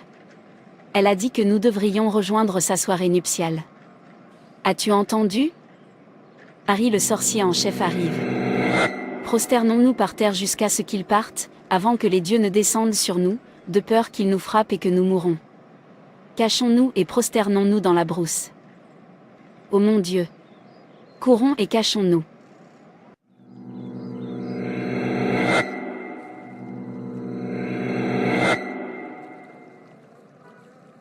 Il est parti maintenant. Je ne l'entends plus sonner. Allons-y. Quand allons-nous être libérés de ce méchant homme appelé Harry? C'est le diable lui-même. Un homme très méchant. Tout le monde dans ce village a peur de lui. Personne ne peut circuler librement. Pourquoi devrions-nous avoir si peur d'un simple mortel comme nous? Ce n'est pas juste. Il s'empare des terres des gens et personne ne peut rien y faire parce qu'ils ont peur de lui. Non seulement cela, il prend les femmes des gens par force, et ces hommes ne peuvent même rien faire parce qu'ils ont peur qu'il les tue. Dieu est si patient, parce qu'il est censé envoyer son tonnerre pour frapper l'homme qui agit comme s'il était un dieu. Quelqu'un qui essaie de contrôler les gens et de tuer des gens inutilement. Je prie pour que mon frère ait l'argent nécessaire, pour venir nous sortir de ce village et nous emmener en ville. J'ai peur qu'un jour, cet homme nous tue aussi. Oh que Dieu nous en préserve. Qui es-tu? Et comment oses-tu ne pas te prosterner devant moi? Il semble que tu ne me connais pas.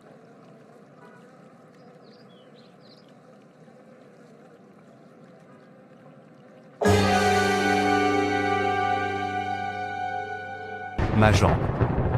Mon corps. Qu'avez-vous fait? Que quelqu'un m'aide. Quelqu'un m'aide. Ce sorcier en chef m'a achevé.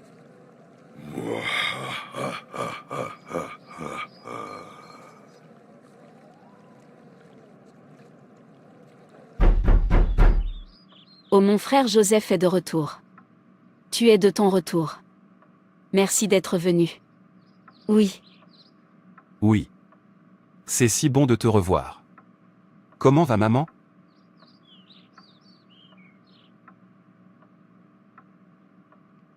Maman va bien. Elle est allée au marché. Tu nous manques tellement, frère. Tu m'as manqué aussi. Je n'étais pas content que toi et Joyce ne soyez pas venus pour mon ordination. Nous étions également tristes. On dirait que tu jeûnes beaucoup. Ton ventre n'est plus gros. Que nous as-tu apporté? C'est vrai. Dans un premier temps, je veux que nous y allons prendre l'air et ensuite, nous irons au marché voir maman. Oui. Merci, frère. Allons-y. J'ai hâte de voir maman. Elle m'a tellement manqué. Elle parle toujours de toi. Oh, le sorcier en chef, Harry, arrive. Nous devons nous prosterner. Frère, nous devons nous prosterner pour qu'Harry ne nous tue pas. Qui est Harry? Et pourquoi as-tu si peur? Harry, c'est le sorcier de ce village. Le diable en personne. Il semait la terreur dans ce village. Personne ne peut le regarder en face. Et chacun doit se prosterner de loin lorsqu'il le voit. C'est un homme méchant qui parcourt le village en terrorisant et en tuant les gens. Nous devons nous prosterner rapidement pour sauver notre vie. Faisons très rapidement, frère Joseph. Pourquoi devrions-nous nous prosterner? Ce n'est pas possible. Moi, Joseph, je ne peux me prosterner devant aucun être humain sauf Dieu. Est-ce que ce Harry dont vous parlez, ce n'est pas un être humain comme nous? Oui, Joseph, il l'est. Alors pourquoi as-tu peur? Émilie et Joyce, vous n'avez pas besoin d'avoir peur de lui. Vous ne vivez pas par sa miséricorde, mais par la miséricorde de Dieu. Frère, nous devons nous prosterner. Il est à proximité, nous ne voulons pas mourir. Non, je ne peux me prosterner devant aucun être humain. Et vous n'avez pas besoin d'avoir peur. Je suis ici et Dieu est avec nous. Te souviens-tu de l'histoire de Shadrach et Abed-Négo dans la Bible? Une histoire où le roi forçait les gens à se prosterner devant la statue d'or au péril de leur vie. Daniel 3 versets 15 à 18, maintenant tenez-vous prêts, et au moment où vous entendrez le son de la trompette, du chalumeau, de la guitare, de la sambuc, du psalterion, de la cornemuse, et de toutes sortes d'instruments, vous vous prosternerez et vous adorerez la statue que j'ai faite. Si vous ne l'adorez pas, vous serez jeté à l'instant même au milieu d'une fournaise ardente. Et quel est le Dieu qui vous délivrera de ma main? Shadrach, Meshach et Abed-Négo répliquèrent au roi Nebuchadnezzar, nous n'avons pas besoin de te répondre là-dessus. Voici, notre Dieu que nous servons peut nous délivrer de la fournaise ardente, et il nous délivrera de ta main, ô roi. Sinon, sache, ô roi, que nous ne servirons pas tes dieux, et que nous n'adorerons pas la statue d'or que tu as élevée. Je porte la présence de Dieu. Je porte le feu. Je suis loin de Dieu et la parole de Dieu dit de ne pas toucher à mon oint et de ne pas faire de mal à mon prophète. Nous sommes la prunelle des yeux de Dieu. Vous n'avez pas besoin de vivre à la merci d'un homme. S'il te plaît, je t'en prie. Tu es le seul frère que nous avons.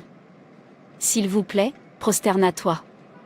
Quant à moi et Doris, nous courons à l'intérieur du buisson et nous prosternerons avant qu'Harry ne nous voie et décide de nous épouser de force.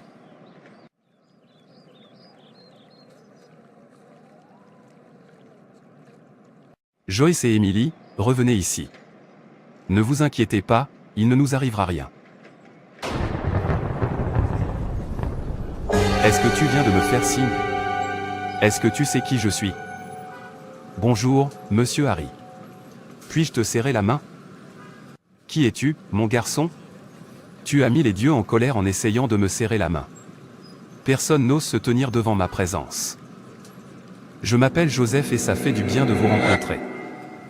Comment oses-tu? On ne t'a pas dit que quiconque passe devant moi doit se prosterner? Se prosterner devant vous? Laissez-moi vous demander, êtes-vous un dieu ou un humain? Ah! Oh, ça me rappelle. On m'a dit que vous étiez le sorcier en chef de ce village. Malheureusement, vous vous trouvez devant celui qui vient d'un autre royaume. Éphésiens 2 verset 6, elle nous a ressuscités ensemble et nous a fait asseoir ensemble dans les lieux célestes en Jésus-Christ. Je suis assis dans les lieux célestes en Jésus-Christ et je suis cohéritier de Christ. Dans notre royaume, nous ne nous inclinons pas devant de simples hommes, mais devant le Tout-Puissant. Veux-tu toujours me serrer la main? Oui, bien sûr. Une poignée de main amicale.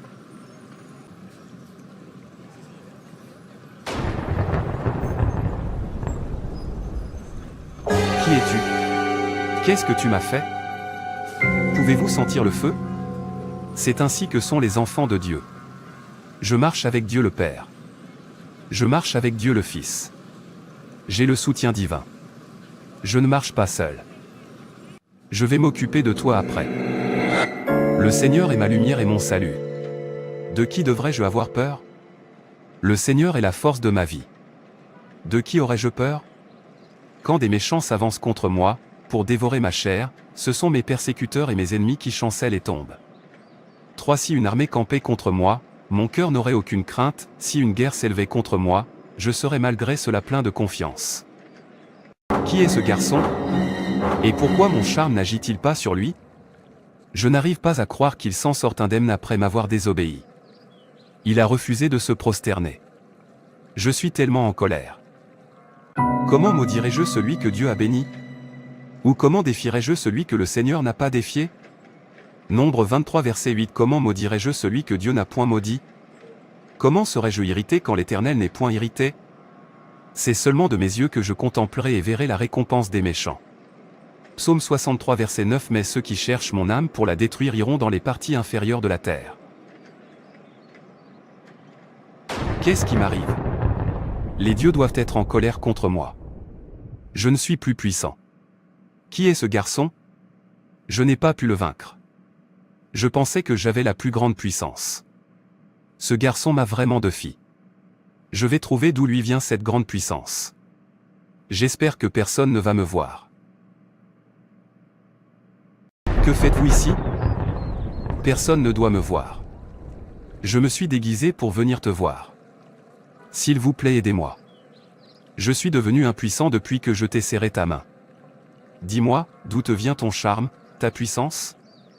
Je ne peux pas devenir impuissant dans cette communauté. Si je deviens un simple homme, ils me tueront. S'il vous plaît, aidez-moi avec votre charme. Harry, c'est la meilleure nouvelle que j'ai entendue aujourd'hui. Puisque tu as besoin de mon charme, je vais t'en parler. Je tire mon charme de la source la plus puissante du ciel et de la terre. Son nom est Jésus-Christ, et à la mention de ce nom, tout genou fléchit. Et toute langue confesse qu'il est Seigneur. Quand vous le connaissez, aucun homme, ni diable, ni Satan, ni sorcière ni sorcier ne pourront vous troubler, car vous porterez dans votre corps la marque du Seigneur Jésus-Christ. Si vous acceptez Jésus aujourd'hui, tout ce que vous lirez sur terre sera lié au ciel, et tout ce que vous délirez sur terre sera délié au ciel. Et vous sauverez votre âme de l'enfer. Si vous acceptez Jésus aujourd'hui, vous serez plus puissant, car le Seigneur nous a donné le pouvoir de marcher sur toutes les autres puissantes. Luc 10 verset 19, Voici, je vous ai donné le pouvoir de marcher sur les serpents et les scorpions, et sur toute la puissance de l'ennemi, et rien ne pourra vous nuire. Plusieurs personnes avant toi ont fait l'expérience que tu viens de faire et on donne gloire au Dieu Tout-Puissant. Je te cite le cas du roi Nebuchadnezzar dans Daniel chapitre 3. À cette occasion, et dans le même temps, quelques Chaldéens s'approchèrent et accusèrent les Juifs. Ils prirent la parole et dirent au roi Nebuchadnezzar, « Ô roi, vis éternellement. Tu as donné un ordre d'après lequel tous ceux qui entendraient le son de la trompette, du chalumeau, de la guitare, de la sambuc, du psalterion, de la cornemuse, et de toutes sortes d'instruments, devraient se prosterner et adorer la statue d'or, et d'après lequel quiconque ne se prosternerait pas et ne l'adorerait pas serait jeté au milieu d'une fournaise ardente. Or, il y a des Juifs à qui tu as remis l'intendance de la province de Babylone, Shadrach, Meshach et Abednego, hommes qui ne tiennent aucun compte de toi, ô roi, ils ne servent pas tes dieux, et ils n'adorent point la statue d'or que tu as élevée. Alors Nebuchadnezzar, irrité et furieux, donna l'ordre qu'on amène Shadrach, Meshach et Abednego. Et ces hommes furent amenés devant le roi. Nebuchadnezzar prit la parole et leur dit, « Est-ce de propos délibérés, Shadrach, Meshach et Abednego, que vous ne servez pas mes dieux, et que vous n'adorez pas la statue d'or que j'ai élevée? Maintenant tenez-vous prêts, et au moment où vous entendrez le son de la trompette, du chalumeau, de la guitare, de la sambuc, du psalterion, de la cornemuse, et de toutes sortes d'instruments, vous vous prosternerez et vous adorerez la statue que j'ai faite, si vous ne l'adorez pas, vous serez jetés à l'instant même au milieu d'une fournaise ardente. Et quel est le Dieu qui vous délivrera de ma main? Shadrach, Meshach et Abednego répliquèrent au roi Nebuchadnezzar, nous n'avons pas besoin de te répondre là-dessus. Voici, notre Dieu que nous servons peut nous délivrer de la fournaise ardente, et il nous délivrera de ta main, ô roi. 18 Sinon, sache, ô roi, que nous ne servirons pas tes dieux, et que nous n'adorerons pas la statue d'or que tu as élevée. Sur quoi Nebuchadnezzar fut rempli de fureur, et il changea de visage en tournant ses regards contre Shadrach, Meshach et Abednego. Il reprit la parole et ordonna de chauffer la fournaise 7 fois plus qu'il ne convenait de la chauffer. Puis il commanda à quelques-uns des plus vigoureux soldats de son armée de lier Shadrach, Meshach et Abednego, et de les jeter dans la fournaise ardente. Ces hommes furent liés vêtus de leurs caleçons, de leurs tuniques, de leurs manteaux et de leurs autres vêtements, et jetés au milieu de la fournaise ardente. Comme l'ordre du roi était sévère, et que la fournaise était extraordinairement chauffée, la flamme tua les hommes qui y avaient jeté Shadrach, Meshach et Abednego. Et ces 3 hommes, Shadrach, Meshach et Abednego, tombèrent liés au milieu de la fournaise ardente. Alors le roi Nebuchadnezzar fut effrayé, et se leva précipitamment. Il prit la parole, et dit à ses conseillers, « N'avons-nous pas jeté au milieu du feu 3 hommes liés ?» Ils répondirent au roi, « Certainement, au roi. » Il reprit et dit, « Eh bien, je vois 4 hommes sans lien, qui marchent au milieu du feu, et qui n'ont point de mal, et la figure du 4e ressemble à celle d'un fils des dieux. » Ensuite Nebuchadnezzar s'approcha de l'entrée de la fournaise ardente, et prenant la parole, il dit, « Shadrach, Meshach et Abednego, serviteurs du Dieu suprême, sortez et venez. » Leurs manteaux et de leurs autres vêtements, et jetés au milieu de la fournaise ardente. Et Shadrach, Meshach et Abednego sortirent du milieu du feu. Les satrapes, les intendants, les gouverneurs, et les conseillers du roi s'assemblèrent, ils virent que le feu n'avait eu aucun pouvoir sur le corps de ces hommes, que leurs cheveux n'avaient pas été brûlés, que leurs caleçons n'étaient point endommagés, et que l'odeur du feu ne les avait pas atteints. Nebuchadnezzar prit la parole et dit, « Béni soit le Dieu de Shadrach, de Meshach et d'Abednego, lequel a envoyé son ange et délivré ses serviteurs qui ont eu confiance en lui, et qui ont violé l'ordre du roi et livré leur corps plutôt que de servir et d'adorer aucun autre Dieu que leur Dieu. Voici maintenant l'ordre que je donne, tout homme, à quelque peuple, nation ou langue qu'il appartienne, qui parlera mal du Dieu de Shadrach, de Meshach et d'Abednego, sera mis en pièces, et sa maison sera réduite en un tas d'immondices, parce qu'il n'y a aucun autre Dieu qui puisse délivrer comme lui. » Après cela, le roi fit prospérer Shadrach, Meshach et Abednego, dans la province de Babylone.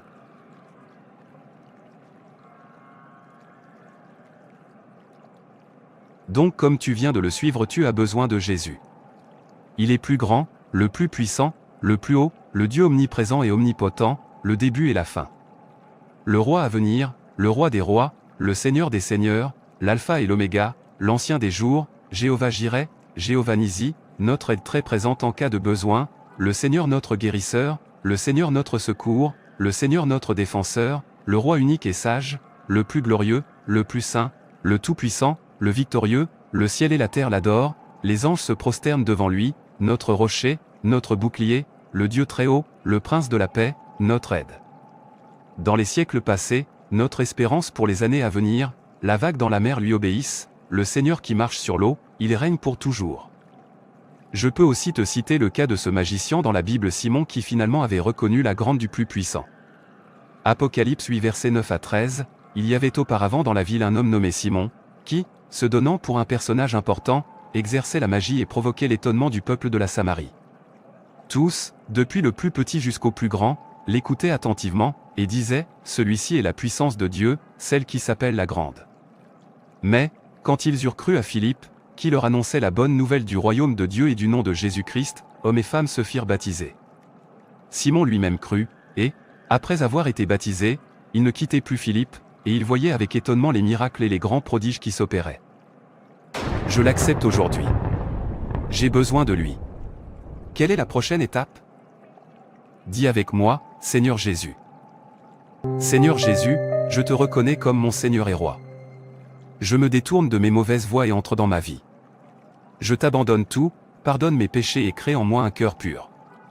Je t'accepte comme mon Seigneur et Roi.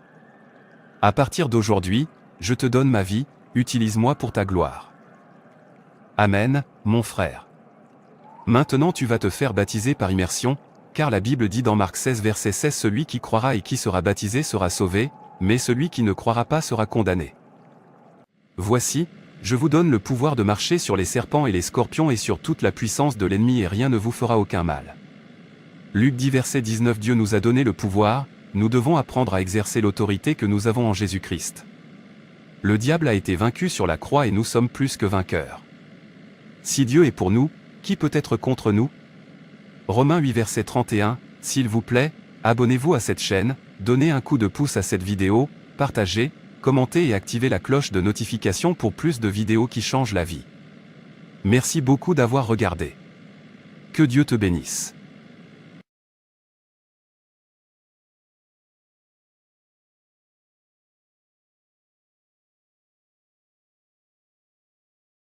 Dans le combat spirituel, il y a deux choses que chaque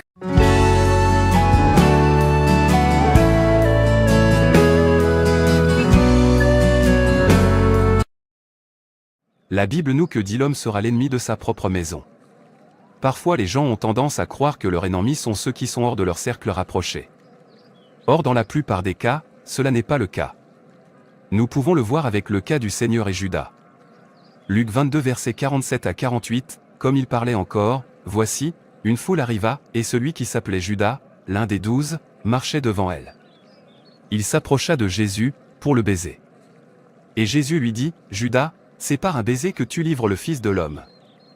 Dans Matthieu 10 verset 35, la Bible dit car je suis venu mettre la division entre l'homme et son père, entre la fille et sa mère, entre la belle-fille et sa belle-mère, et l'homme aura pour ennemi les gens de sa maison.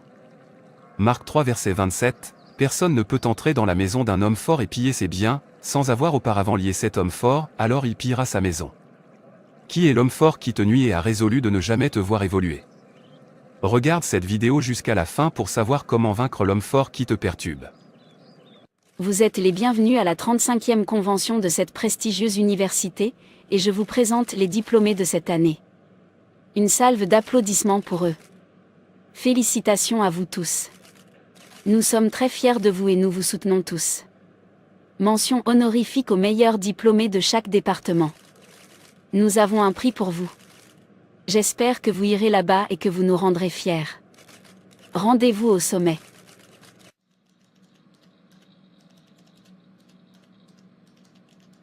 Félicitations pour ta graduation mon fils.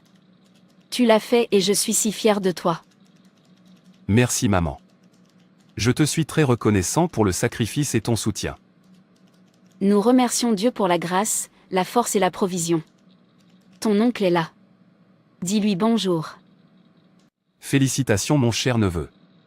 Votre père doit être heureux où qu'il soit.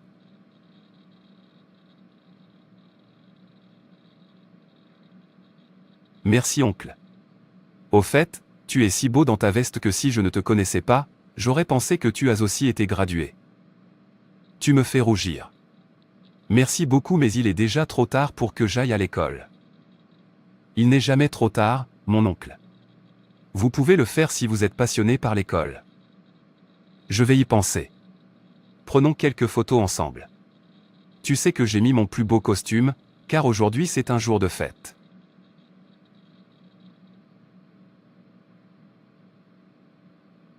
Laisse-moi me présenter. Je suis l'homme fort de cette maison. Spirituellement, je suis responsable de cette famille. Mon oncle, c'est toi. Tu sais que je ne permets pas aux gens d'exceller dans cette famille. Quiconque essaie d'exceller dans la vie dans cette famille meurt jeune. Votre père est un exemple. J'ai fixé une limite à cette famille. Je bloque le destin des hommes et des femmes de ce foyer. J'ai fixé des limites que personne ne doit franchir et les esprits veilleront à ce qu'elles ne soient pas brisées, sinon vous encourez une pénalité. Le modèle doit être conservé. Vous êtes allé à l'école et vous avez obtenu votre diplôme. Je vois que vous essayez d'exceller et à cause de cela, je vous juge. Vous êtes dans mon tribunal et je prendrai un décret. Vous resterez au chômage. Tu n'es pas autorisé à obtenir un bon travail. Je veux dire, tu peux travailler mais tu vivras au jour le jour. Je bloque ton destin aujourd'hui. Si tu essaies d'exceller, tu en subiras les conséquences. Je ne comprends pas ce que j'ai vu dans ce rêve. Homme fort? Mais c'est mon oncle. Comment peut-il me juger alors qu'il n'est pas Dieu? Je sais que je vois des choses dans mon rêve mais je ne pense pas que mon oncle puisse faire ça. Quelqu'un utilise définitivement son visage et Dieu essaie de me montrer quelque chose. Bonjour maman. Maman, j'ai fait un rêve cette nuit mais je ne comprends pas ce que cela signifie. J'ai vu oncle Peter dans ce rêve. Il était assis sur un trône et il disait qu'il était l'homme fort de notre maison. Que personne n'est censé exceller dans notre famille et que cela implique la mort. Il a dit qu'il me jugeait et que la punition serait que je reste au chômage. Dieu pardonne. Tu ne seras pas au chômage. Dieu vous montre quelque chose. Tu aurais dû le réprimander et annuler tout mauvais jugement sur ta vie. Nous sommes enfants de Dieu et nous avons revêtu toute l'armure de Dieu. Nous éliminerons cet homme fort dans la prière. Mais maman, je doute qu'oncle Peter puisse faire une chose pareille. Il m'a beaucoup soutenu et il est heureux que j'ai eu mon diplôme, c'est pourquoi je suis confus. Que ce soit lui ou pas. Tu dois allier par la prière tout homme fort qui travaille contre vous. N'attends pas que ce rêve se réalise avant de prier. Il vaut mieux prier et l'annuler maintenant. Nous avons été rachetés par le sang de Jésus, nous ne faisons donc pas partie de l'ordre ancien. Jésus a tout payé sur la croix. Mon fils, s'il y a quelque chose que j'ai appris de la mort de ton père, c'est de prier. Je l'ai vu des attaques contre sa vie dans le rêve mais j'étais réticent à prier. Tu dois assumer la responsabilité spirituelle de ta vie. Confesse la parole de Dieu sur ta vie. Fais des prières fortes qui mettront l'ennemi en déroute. C'est la clé pour surmonter les problèmes de la vie. La Bible dit dans 2 Corinthiens 10 versets 4 à 5, « Car les armes avec lesquelles nous combattons ne sont pas charnelles, mais elles sont puissantes, par la vertu de Dieu, pour renverser des forteresses. » 5. Nous renversons les raisonnements et toute hauteur qui s'élève contre la connaissance de Dieu, et nous amenons toute pensée captive à l'obéissance de Christ.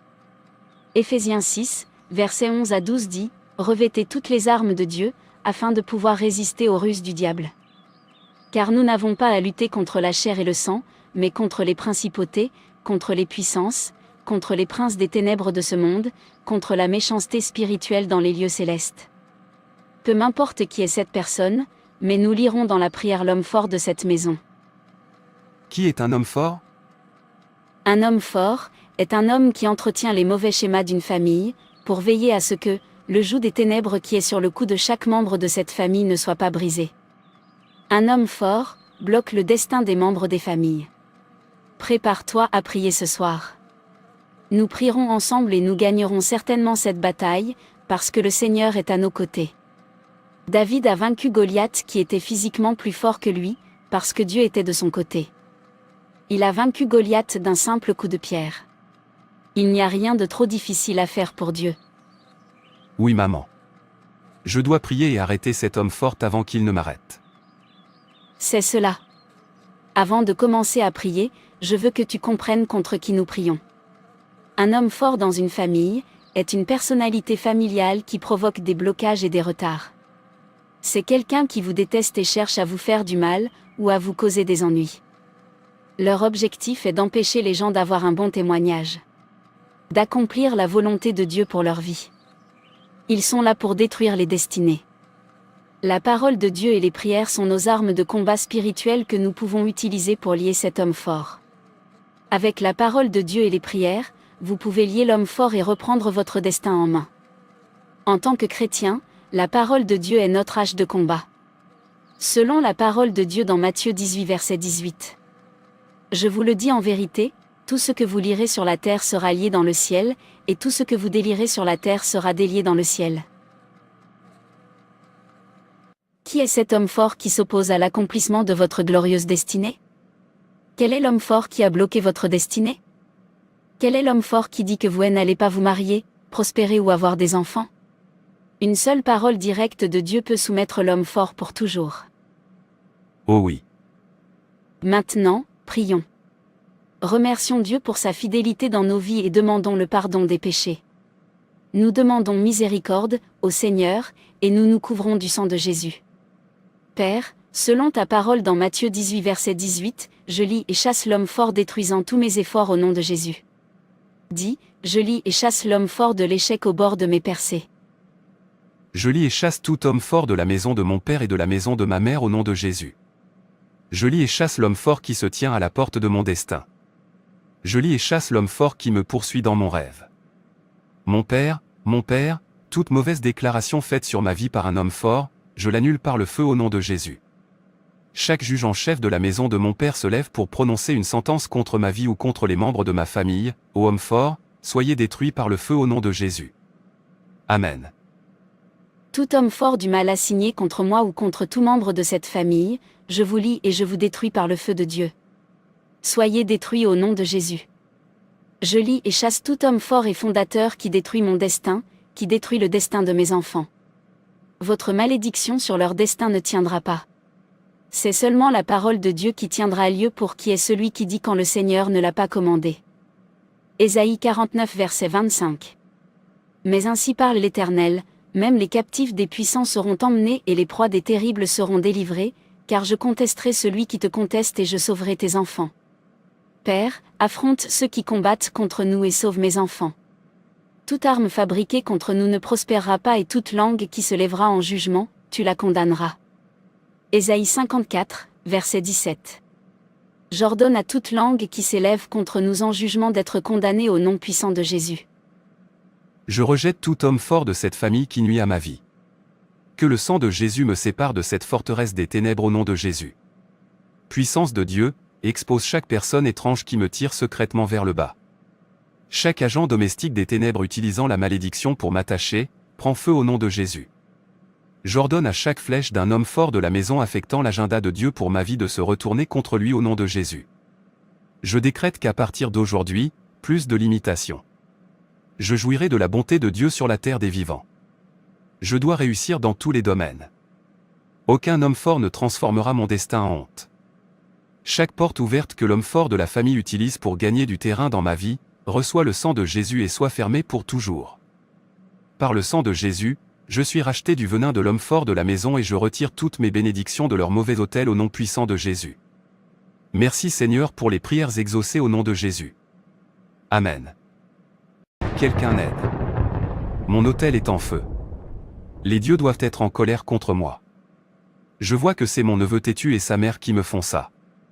Je vais m'en occuper. J'ai perdu tous mes pouvoirs. Je suis impuissant maintenant. Je suis impuissant.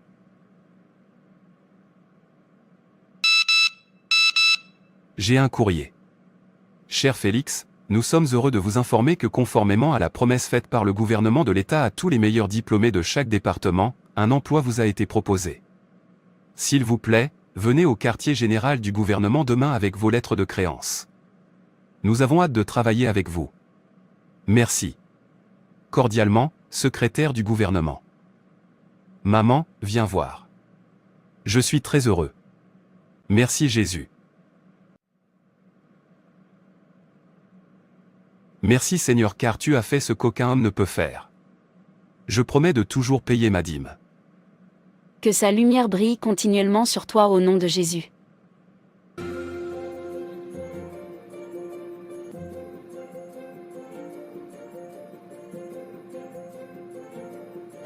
Frères et sœurs, c'est tout pour cette vidéo.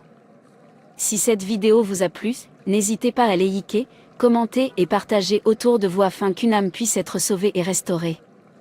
Et n'oubliez pas de vous abonner à la chaîne Animation Chrétienne et Édification pour ne manquer aucune de nos prochaines vidéos. Que Dieu te bénisse.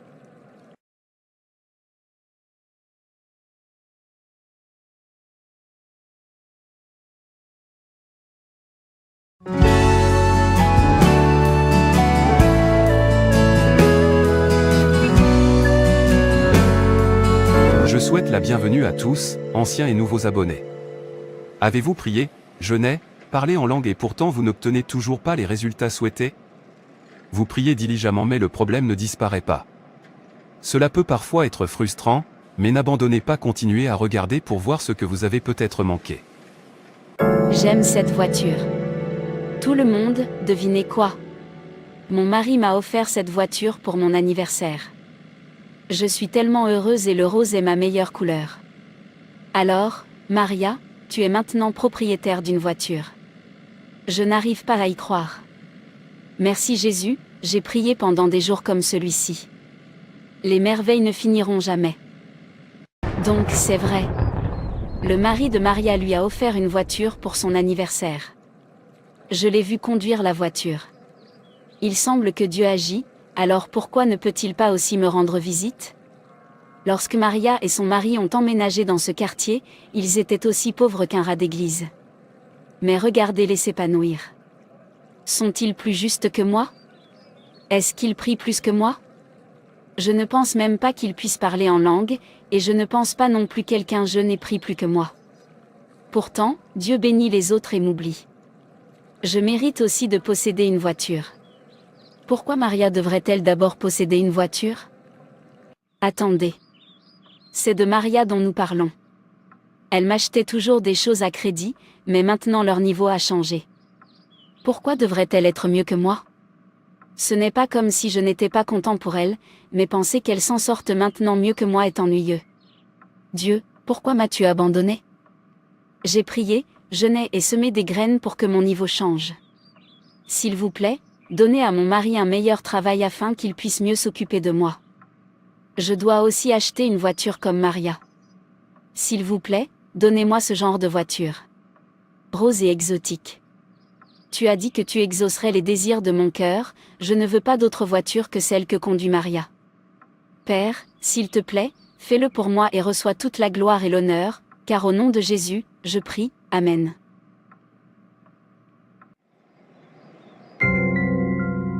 Oh mon Dieu! Quelle surprise! Pasteur, bienvenue dans ma boutique. Comment vas-tu, sœur Vicky? Je pense que je ne t'ai pas vue à l'église depuis environ 2 semaines maintenant. Je n'arrête pas de te demander à ton mari et il m'a dit que je ne devrais pas m'inquiéter pour toi. J'espère que tu vas bien. Je vais bien, pasteur. Je suis juste fatiguée depuis que j'ai jeûné et prié, mais rien n'a changé. Je suis toujours au même niveau et rien n'a changé. Mes amis et voisins s'en sortent mieux que nous. Certains achètent même des voitures, mais je ne peux me vanter de rien d'autre que ce magasin. J'ai été dévouée mais Dieu m'a laissé tomber. Pouvons-nous aller à la maison et discuter, pour ne pas déranger vos clients? Oui, monsieur. Laissez-moi passer la main à mon assistant. Laura, s'il te plaît, prends le relais jusqu'à mon retour. Sœur Vicky, je sais que cela peut être frustrant lorsque nous continuons à prier et que nous n'obtenons pas les résultats souhaités. Je suis juste contente que tu me comprennes. Je veux dire, j'ai jeûné et prié. J'ai fait toutes sortes de jeûnes. Sec. Jeûne pendant 3 jours. 21 jours de jeûne. Je parle en langue pendant des heures et plus, et pourtant rien n'a changé. Mes voisins sont plus chanceux. Je veux que vous compreniez qu'il existe une manière dont les choses spirituelles fonctionnent. Pour tout ce que vous avez l'intention de faire, la première chose est que Dieu va examiner à travers vous si l'amour de Dieu est la motivation et le fondement de cette activité spirituelle. La première raison pour laquelle nous nous engageons dans des activités spirituelles mais n'établissons jamais de véritable contact avec le ciel est que nos motivations sont fausses, même si nos intentions sont vraies. Le processus est bon mais le motif est mauvais. Vous endurez des jours de jeûne et de prière, vous traversez tout cela avec un motif corrompu et vous ne trouverez jamais Dieu de cette façon. De l'esprit de compétition à l'esprit d'envie et d'amertume. Vous demandez à Dieu parce que vous essayez de rivaliser avec quelqu'un d'autre, vous êtes amer que quelqu'un d'autre l'ait eu en premier et vous pensez que cette personne ne le mérite pas plus que vous. La Bible dit dans Jacques 4 versets 2 à 4, « Vous convoitez, et vous ne possédez pas, vous êtes meurtrier et envieux, et vous ne pouvez pas obtenir, vous avez des querelles et des luttes, et vous ne possédez pas, parce que vous ne demandez pas. Vous demandez, et vous ne recevez pas, parce que vous demandez mal, dans le but de satisfaire vos passions. Adultère que vous êtes. Ne savez-vous pas que l'amour du monde est inimitié contre Dieu? Celui donc qui veut être ami du monde se rend ennemi de Dieu.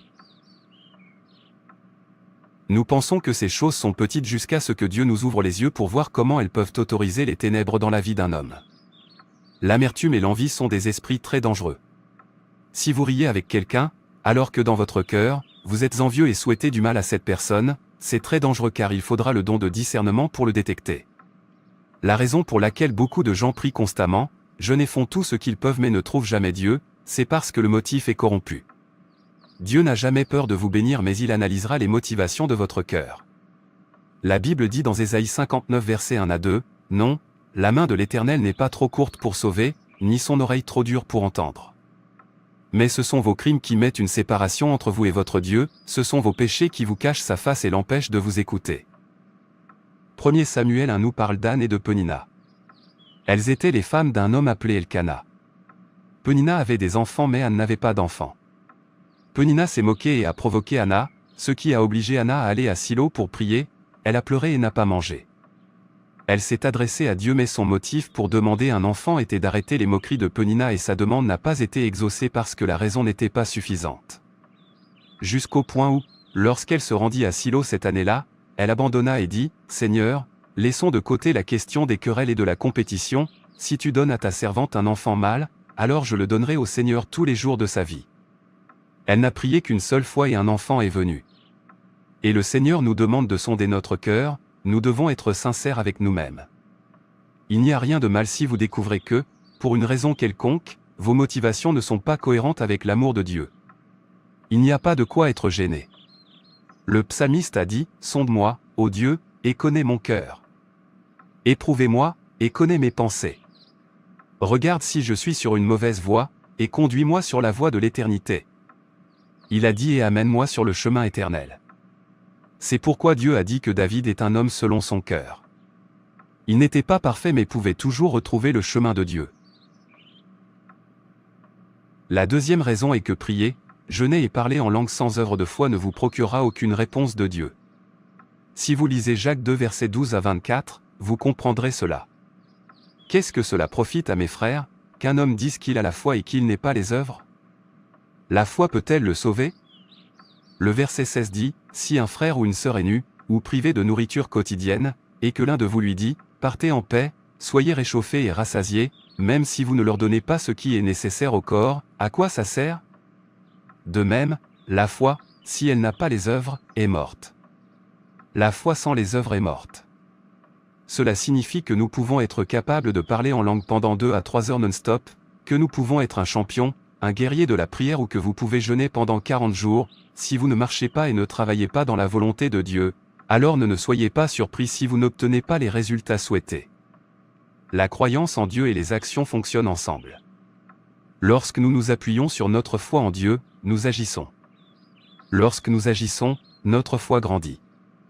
L'un renforce l'autre. Si vous priez pour réussir vos examens et que vous n'étudiez pas ou ne lisez pas vos livres, réussirez-vous?